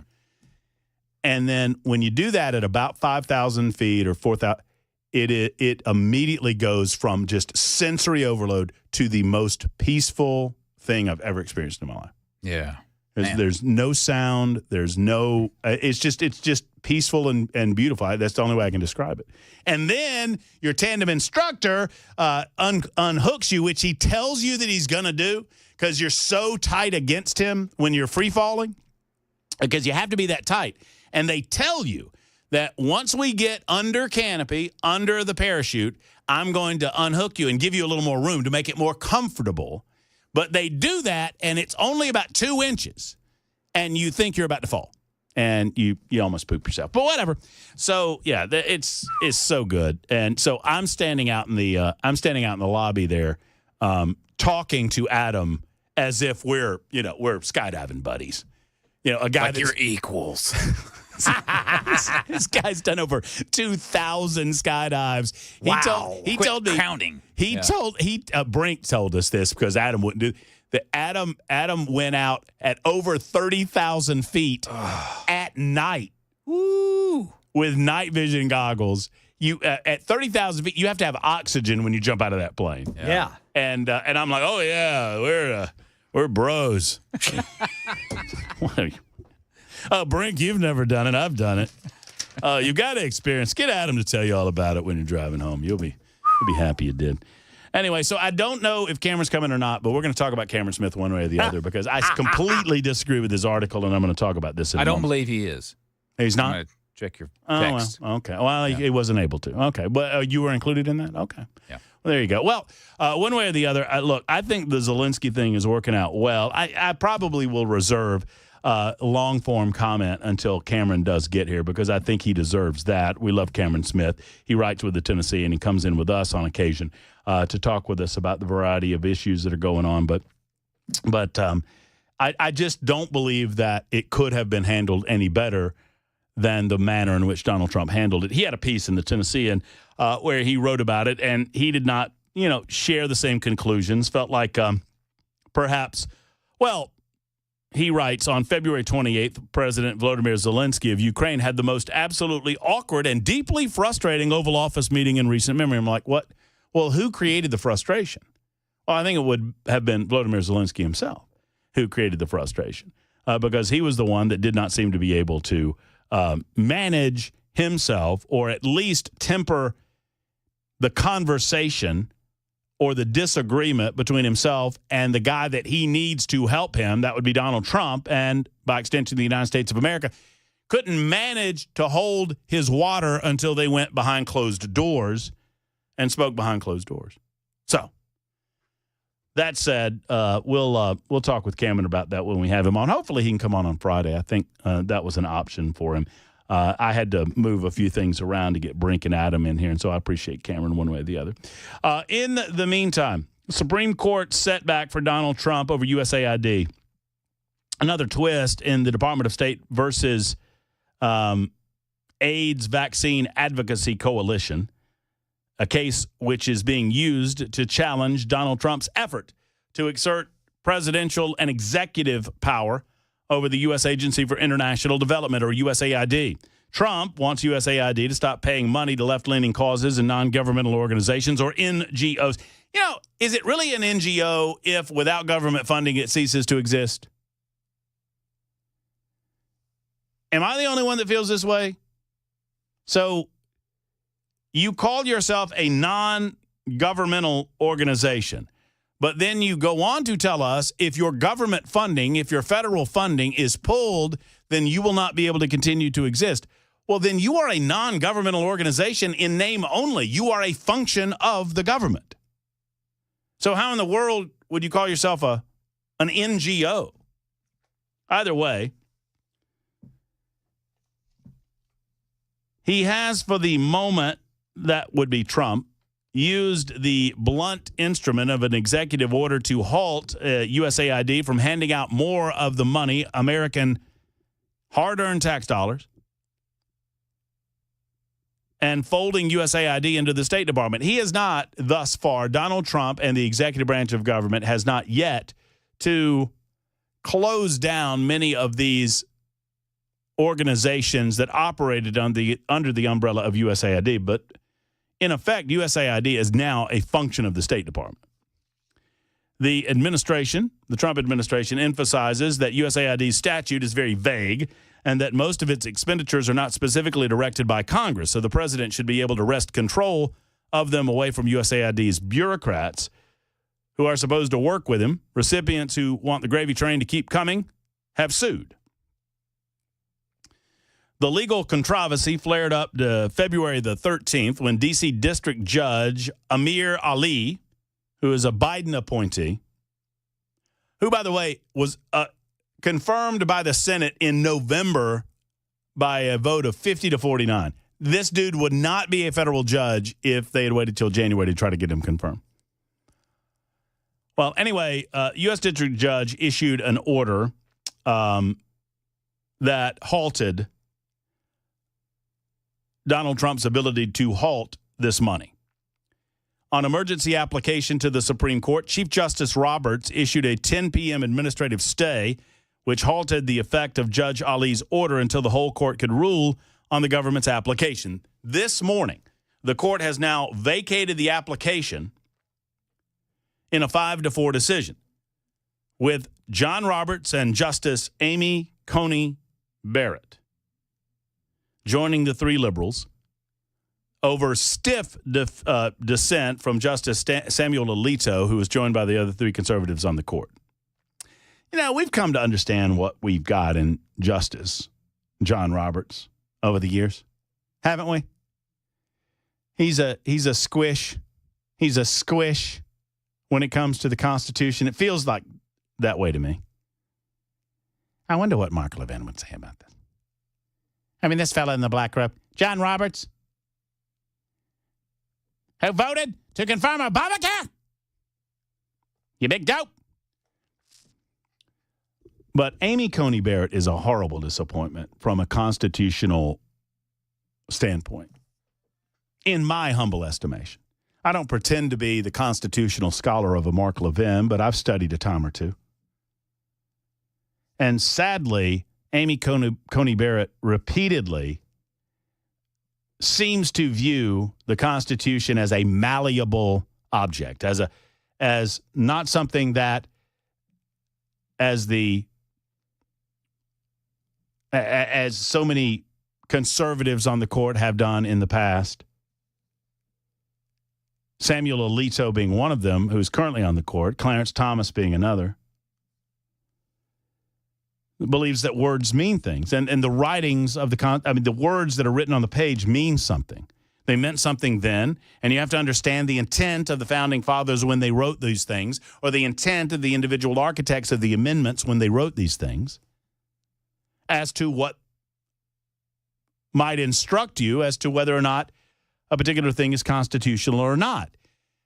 And the art, in my opinion, of being a constructionist judge, the art of understanding the function of the Supreme Court, or any court for that matter, is the art of understanding when the Constitution does not speak to a matter. And sometimes that results in a favorable outcome for the plaintiff in the case, and sometimes it doesn't. Sometimes the Congress hasn't spoken to a matter. Sometimes the Constitution doesn't necessarily speak to the matter, and when it doesn't speak to the matter, that in and of itself says a lot about the outcome of a particular case.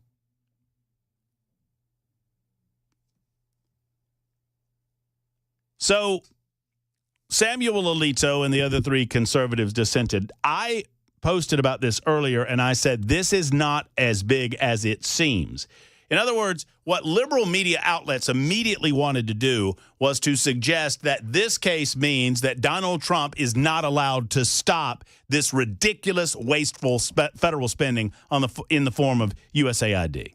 Because liberal outlets immediately said, oh, he can't freeze $2 billion. That $2 billion has got to be spent. And it's not necessarily true. And as the National Review writes, there may be less here than meets the eye. The Trump administration has objected, broadly speaking, to the notion that any single district judge can order the executive branch to take an affirmative step in foreign policy that would not be explicitly directed by Congress in a specific statute. But the more specific objection to Judge Ali's order come in 3 forms. Number 1, in principle, the administration objects to interference with its power to stop funding new work.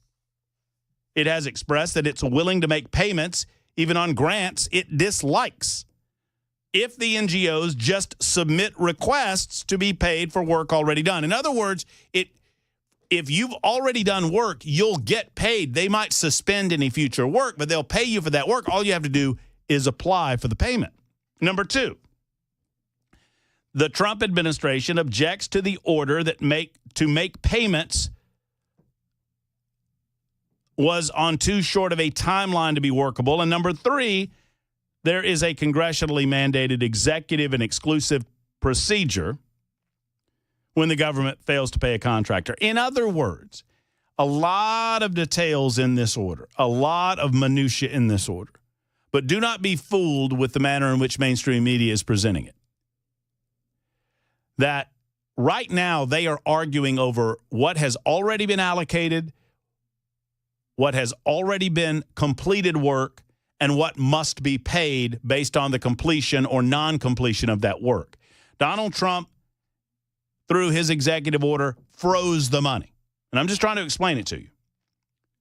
And in doing so, the argument has been, well, you're freezing money that's already allocated. Here's what I would say. Number one, I think the Trump administration is going to ultimately come out victorious in most of these, the 3 points that I just made, if not all of them, when all is said and done. Number two, it is time for the Congress to act. Donald Trump can only go so far. Elon Musk can only go so far. Doge can only go so far, identifying the extreme waste, fraud, and abuse that has been going on for a long, long time in our federal government. It is high time the American people stood up and demanded of our congressmen and women in both the House and the Senate that they get off their keisters and get to work. Stop abdicating your responsibility to the executive branch for the expenditure of money. Begin specific appropriations of money to specific organizations and groups. Don't just push this off to the executive branch in a block format so that the bureaucracy has the leeway and the wherewithal to spend our money hand over fist at their whim. It's time for the Congress to begin doing the work that they have sloughed off to the bureaucratic deep state for 40 years. I hope, is this making any sense to anyone? That because Congress did not live up to their constitutional duty, this has created the deep state that we're dealing with right now that Donald Trump and others are trying to eliminate? I hope this is making sense. So what seems, I mean, there's no question it's a setback, and I put that at the feet of Coney Barrett. I put it at the feet of John Roberts. I don't expect the three liberals to understand the Constitution if it hit them in the head. They think it's a living, breathing document. Living, breathing document. Shut up. But it to me indicates more than ever the necessity for Congress to get to work. Mike Johnson needs to get to work. John Thune needs to get to work, codifying some of these executive orders so that these things can't be rolled back by the next administration. God forbid it is a Democrat administration. 23 after the hour on Super Talk 99.7 WTN.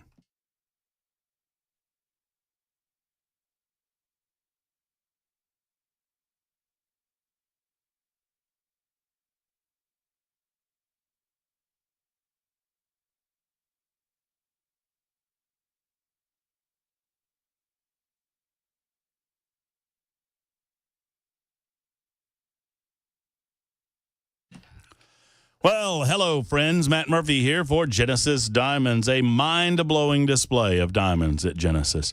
I mean, just sparkling jewelry with literally thousands of choices when it comes to engagement rings. All of the styles she's seen online are right there in the store, and it's time for you to get over there. Now, understand this. The experts at Genesis Diamonds make it so comfortable for you. I know that it's an intimidating process, especially for you fellas that are thinking about an anniversary coming up or a birthday coming up or just because. Well, you walk in, they offer you a beverage, maybe a glass of wine or whatnot, or, a soda or tea. And you walk around, you can ask as many questions as you like about style and taste. They'll ask you a few questions as well. And you are truly given an education in the diamond buying experience. Bottom line is this: Genesis will take away all the risk, all the mystery, all the confusion. They will help you make a decision that you will be confident in, not just today, tomorrow, next week, but for years to come. And she will be talking about this for years to come. Genesis Diamonds is a true direct diamond importer with prices that cannot be beat because there is no middleman markup in their pricing. Rock bottom pricing and a luxury experience. No compromises. Genesis Diamonds, 2 locations, Green Hills and Cool Springs. Do me a favor and tell them Matt Murphy sent you to Genesis Diamonds.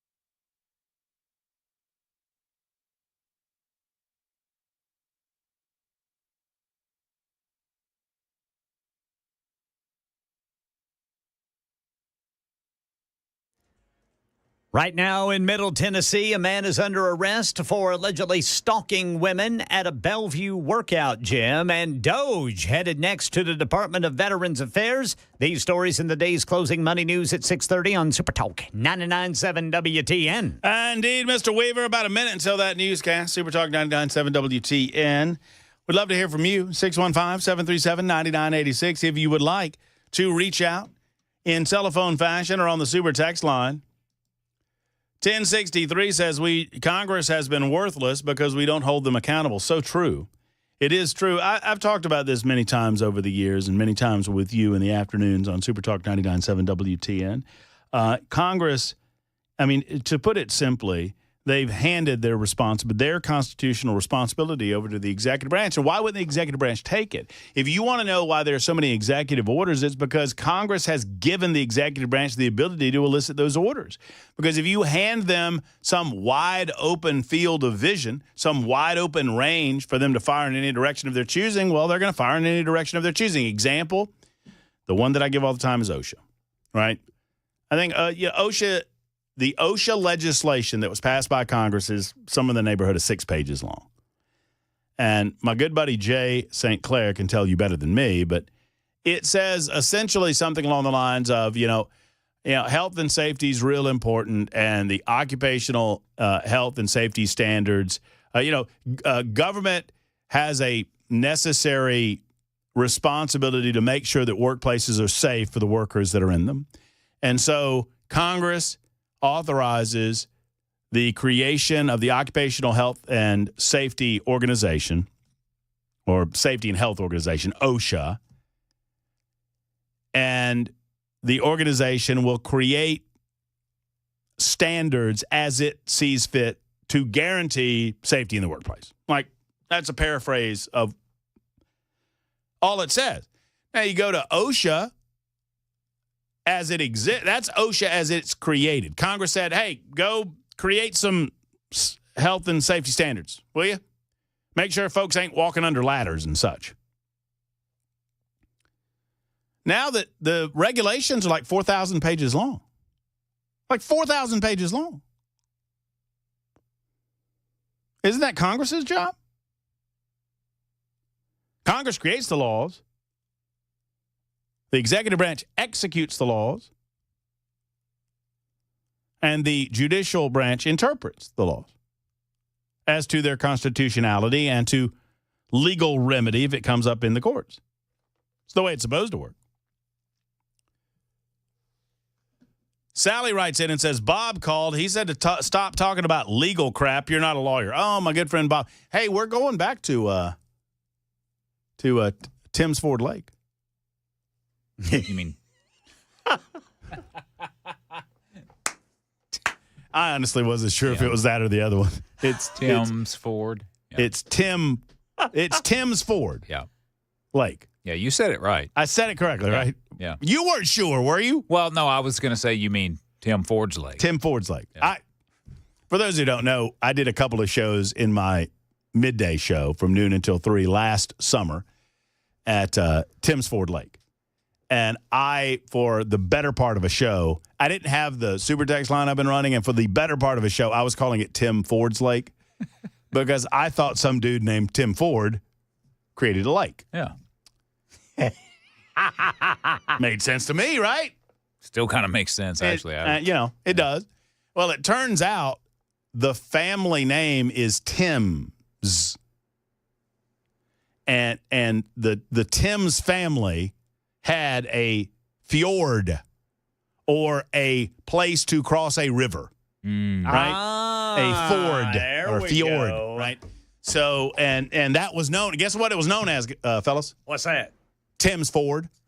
Tim's Ford. Mm-hmm. And then they dammed the thing up and they created a lake. All right. And so then they called it Tim's Ford Lake. Not Tim Ford's Lake. There you go. But the funny thing was, I'm there the first day and I'm saying Tim Ford's Lake, Tim Ford's Lake, Tim Ford's Lake. And I didn't have my super text line up. And so about an hour and 40 minutes into the show, a lady comes up to me on the dock outside of the restaurant on Tim's Ford Lake, which I was calling Tim Ford's Lake. Yeah. And said, "Are you Matt?"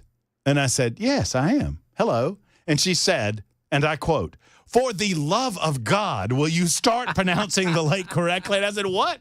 She said she drove from Winchester, Tennessee, all the way to me to tell me I was mispronouncing it. Then I open up the super text line, and I have like a gajillion super texts. And the people are getting more and more animated as time goes on. Every time you said it wrong, a little bit angrier. But out at Tim's Ford Lake, I met a fellow named Bob who did not like me talking about the FBI at all. And he told me that he had information that would contradict me and kind of bowed up at me. And he was very angry. He was very angry. He said, "What do you do? What do you mean talking about this? You don't know anything about this." And I invited him to sit down and talk with me, and he refused. So Bob was very, very upset with me. And we caught a little bit of that on the radio. So Sally is referring to Bob, who says that I'm no lawyer. As Uncle Phil used to say, writes 2285, the federal government should only do what the states can't, shouldn't, or won't do for themselves, hence the Constitution. Well, of course. And I would route that directly back to the people. The private sector should be responsible for everything the private sector could possibly be responsible for. Period. End of discussion. Do I have news to do? Yes, you do. I am so sorry. I just looked down at the clock and I realized, Ken, I'm sorry. Ken should get in here and pop me in the head and shoulders a la Bob from Tim's Ford Lake. It's time for the news.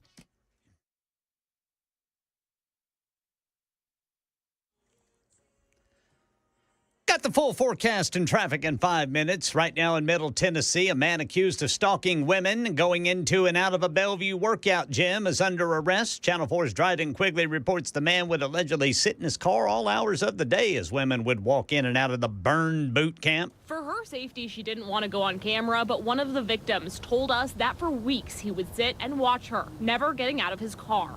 One day when she was driving home, he followed her onto the highway for miles before she could lose him. Police say it was 23-year-old Jose Santana who did the same thing to several other women at the same gym before he was caught.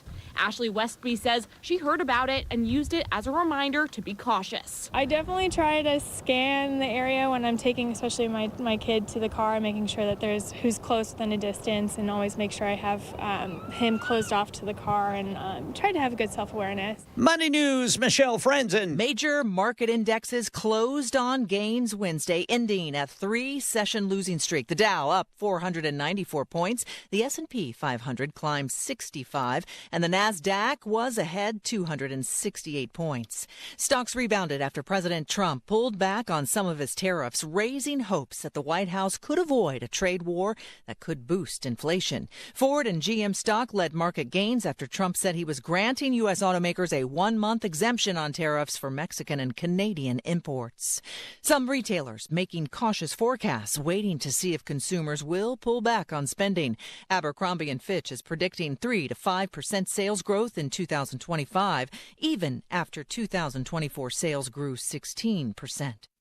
Makers of the popular weight loss drugs Wegovy and Zepbound are cutting prices for uninsured customers. That's the latest news. Traffic and weather next. I'm Ken Weaver, WTN News.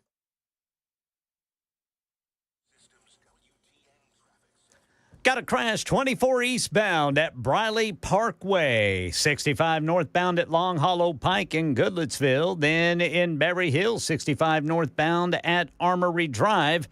Traffic every 10 minutes every morning on Super Talk 99.7 WTN.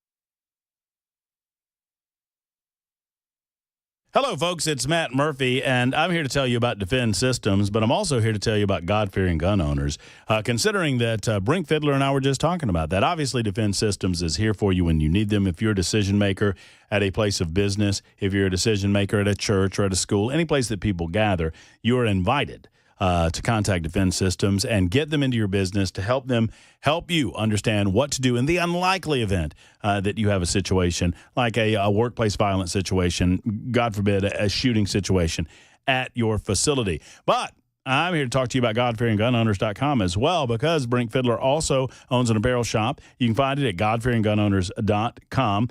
They've a great line of apparels. I've got some of these shirts in my wardrobe and absolutely love them. For example, the God is great, guns are good, people are crazy shirt. It's a big seller at God-Fearing Gun Owners. Whiskey, Tourniquets, and Jesus, that's another pretty good one. And that's both in men's and women's. They have all kind of variety of things. You need to go see them, GodFearingGunOwners.com or DefenseSystems.com.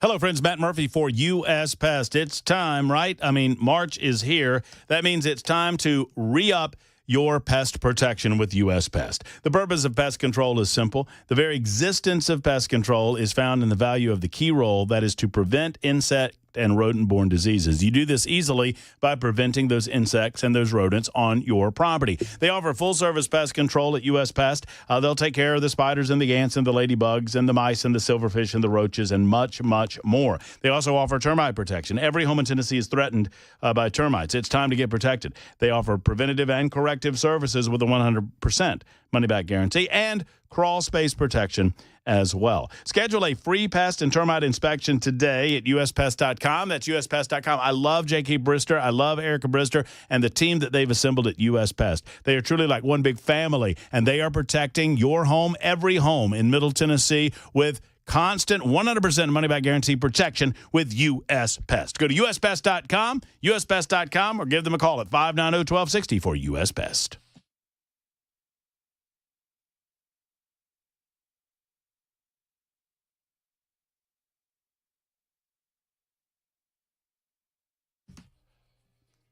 Super Talk 99.7 WTN. I feel particularly bad because that's Ken's last newscast of the day. Yeah. I was made him late on it. That's on me. It's all on me. Well, you shouldn't worry because he was going to be late getting home anyway. He's got to go down 24. That's true. 24 doesn't look very good. Does not look very good. You know, it's a lucky thing that I have not checked my phone today very often during the show. Yeah, I try not to check it very often anyway. I like to focus on you. The redheaded stranger texted me. That would be Pamela Furr. I don't know if Pamela's still listening or not. But about an hour ago, she texted me that a building in Midtown had collapsed. Ooh. That's what she said. Huh. And then about 6 minutes later, she said, listen, breaking news breaks incredibly fast. And I love Pamela. I'm picking on her, but I love her to death. This is not in a poor spirit. Said, reporting of a building collapse in Midtown. And then 5 minutes later, ignore me. This never happened. Oh, well. Okay. Okay. I guess that's how it goes. There you have it. So what else is going on? The speech last night, I mean, obviously, it was a wonderful speech. It was filled with a variety of different accomplishments by the Donald Trump administration in the first 43 days, and also a to-do list as to what we would like to happen. It also included its fair share of ridiculousness, including the sergeant-at-arms being forced to escort a Representative Al Green out.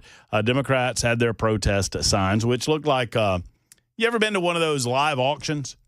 You know, where they that's what it looked like. I got the little paddles. Yeah, it has your number on it. And you, that's much better than, I've been a part of an auction where they didn't have the paddles. They were just kind of giving the hand signals. Hand signals. And boy, you sit on your hands on that stuff, boy. Yeah, you got to be careful. Oh, yeah, don't scratch your nose. 12,000 here. That's 13,000 over there. What? That wasn't me. I just had an itch. That's all. That's it. So Speaker of the House Mike Johnson, if you missed it, ordered the sergeant-at-arms to remove Democrat Texas Representative Al Green, who obviously, before the speech, decided he was going to do this, as he repeatedly shouted during Trump's opening remarks.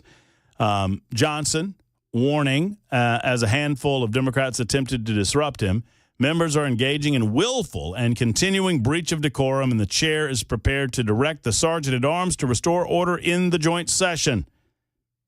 He then specifically said to Representative Al Green, Mr. Green, take your seat. Green continued shouting, shaking his cane at Donald Trump, and then Johnson ordered the sergeant-at-arms to remove Green from the chamber. Green has already filed impeachment articles against Donald Trump over what he called ethnic cleansing in Gaza. Al Green is a performance artist. It is sad to note that no one represents his district because he is considered a clown by the Democrats as well as Republicans. And it's unfortunate that they do not see fit to boot his hiney out of office and find themselves better representation. But it is what it is.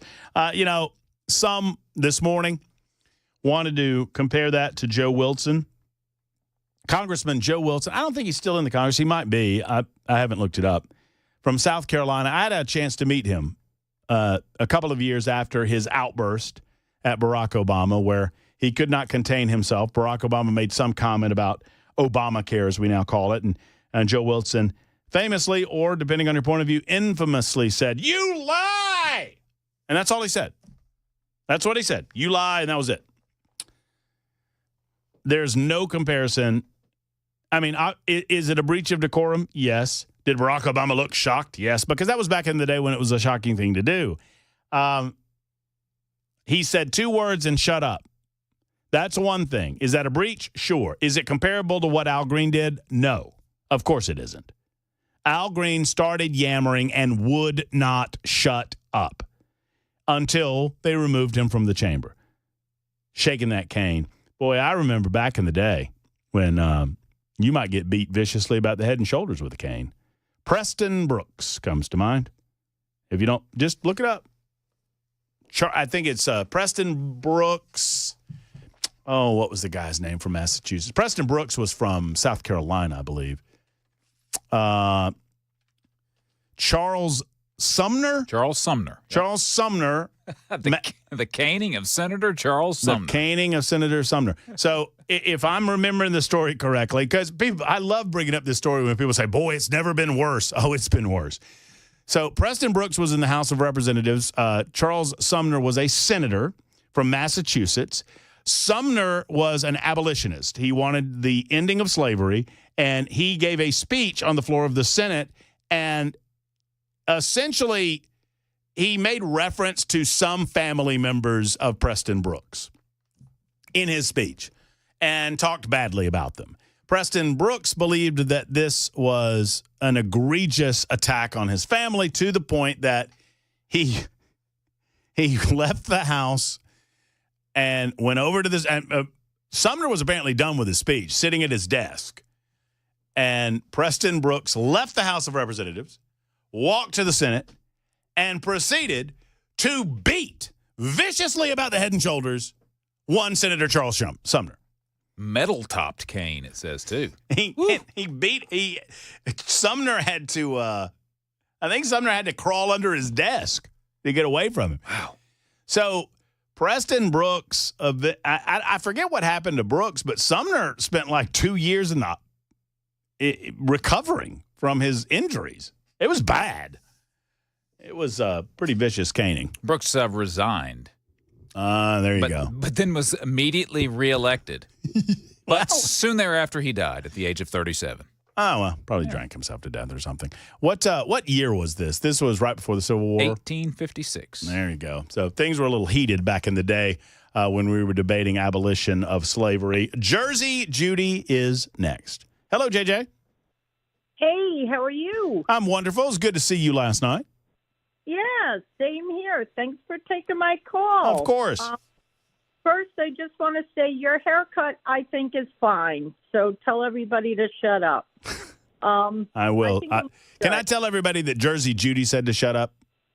Yeah, okay. You can. Very good. You can do that. And secondly, I heard a caller earlier. I didn't catch his name. It was a gentleman, and said that last night showed good versus evil. And I think he's spot on. I think they were evil, the way they just their conduct. I mean, it was disgusting the way that the Democrats acted.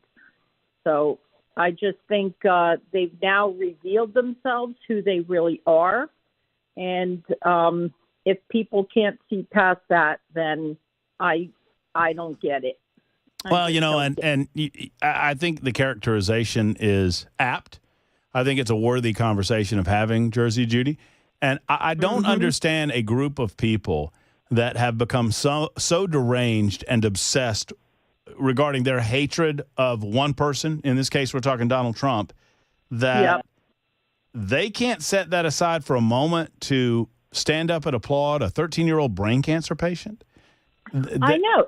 It was just that brought me to tears when I saw that little boy and his father holding him up, and the whole thing, and that they're sitting on their hands. I just thought it was disgusting. So I'm just, there's one other point I want to make. It's a little off this topic. Yeah, sure. But I heard the mayor of New York City, Eric Adams, say something like, law-abiding citizens, whether they're documented or undocumented. I'm like, hold it. No one stops them right there. If they're undocumented, they broke the law to get here, so they are not law-abiding citizens. So somebody needs to correct him on that next time he speaks. Well, it's true, and they love to create that distinction, but you're exactly right, Jersey Judy, and thank you for your call. Thank you for spending the evening with us, and call us anytime.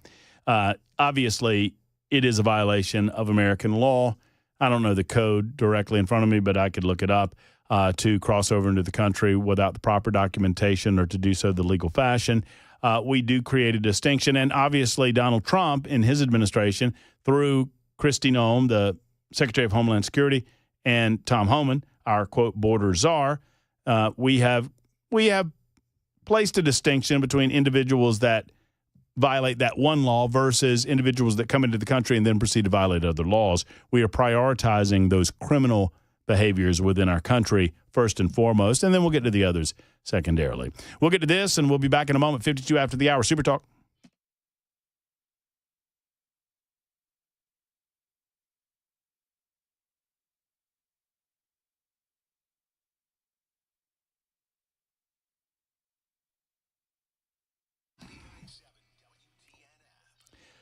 Hi, friends. It's Matt Murphy for Savory Spice. Have you been? Have you gone by? Man, you got to go by. Right? So right there in the heart of Franklin, just off the square next to Gray's Pharmacy, you see the big Gray's Pharmacy sign, and Savory Spice is right to the right of that sign. When you walk through the door, you'll smell the smells. They are so delicious. I mean, whether it's cinnamon, nutmeggy smells. I mean, just the salts and the seasonings and the peppers and the mustard and just everything imaginable they have in terms of seasoning and salt and spices at Savory Spice. They have delicious blends. They have things to put on in the food to make the food taste better as you're cooking it, and to put on after you cook it to really accentuate those flavors that you've worked hard to accomplish. I like to tell you, you come to a certain point in your life where you want to, get a better cut of meat, maybe a better filet, better salmon cut, better chicken breast, all natural, whatever. Or maybe you go to the farmer's market to get some better veggies. Well, you up your food game in that way, but you also up your food game by upping your spice game. And if you've not upped your spice game, you need to do that at Savory Spice. Holly and David are ready for you. Savory Spice, I call it the one and only, right there in the heart of Franklin. When you stop by and select from the delicious array of spices that you'll find nowhere else, tell them Matt Murphy sent you to Savory Spice.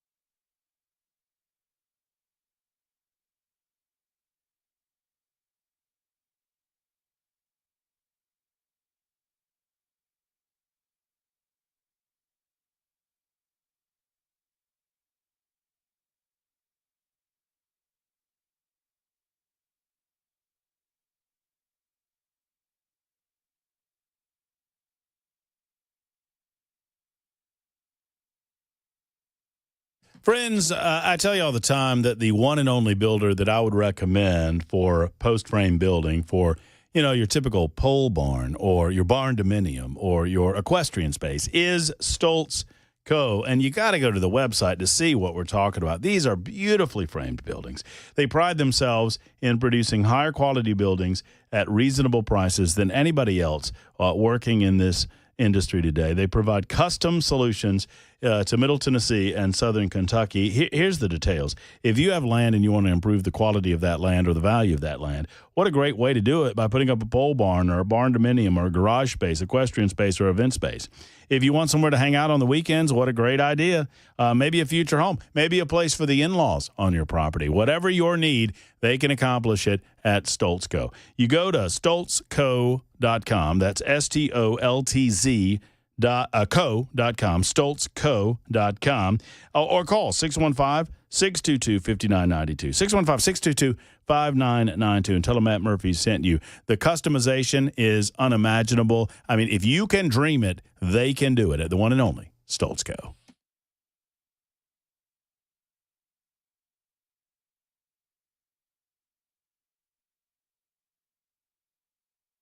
Just enough time to leave you with one from SJ, Scott Jennings. If there is no other reason to, I mean, I don't encourage you to watch CNN. I say hashtag never CNN. Don't watch CNN. I'll watch so you don't have to. But if there's a reason to watch CNN, it's this guy. Yeah, I mean, look, I'm sure she's a very nice person. None of this will be remembered because this was a horrific night for the opposition party, regardless of how well she just spoke. It started out with Al Green getting thrown off the House floor because he couldn't keep his emotions under control. Then they had the ridiculous paddles, which now social media is roasting. That you said false on one side and ridiculous. Elon on and the then other. finally, and maybe most terribly, the Democrats who couldn't find it in their heart to stand for objectively good things, including the 95-year-old mother of Mark Fogel and Mark, who got rescued from a Russian prison, and they couldn't even stand up for that. I thought Democrats came into this speech lost and defeated by Donald Trump, and today it looks to me like they're even more lost and even more defeated than when this speech started. You know, I couldn't say it better than Scott Jennings. I would like to believe I could, but I don't think I could. That puts a capper on the presidential address to a joint session of Congress. We've got a Thursday edition coming up. Mark Levin and the Mark Levin Show is up next. Before you know it, it's Nashville's Morning News with Dan Mandis, Chris Hand, Chad Benson, yours truly. Thank you for listening. Have a great night. So long, everybody.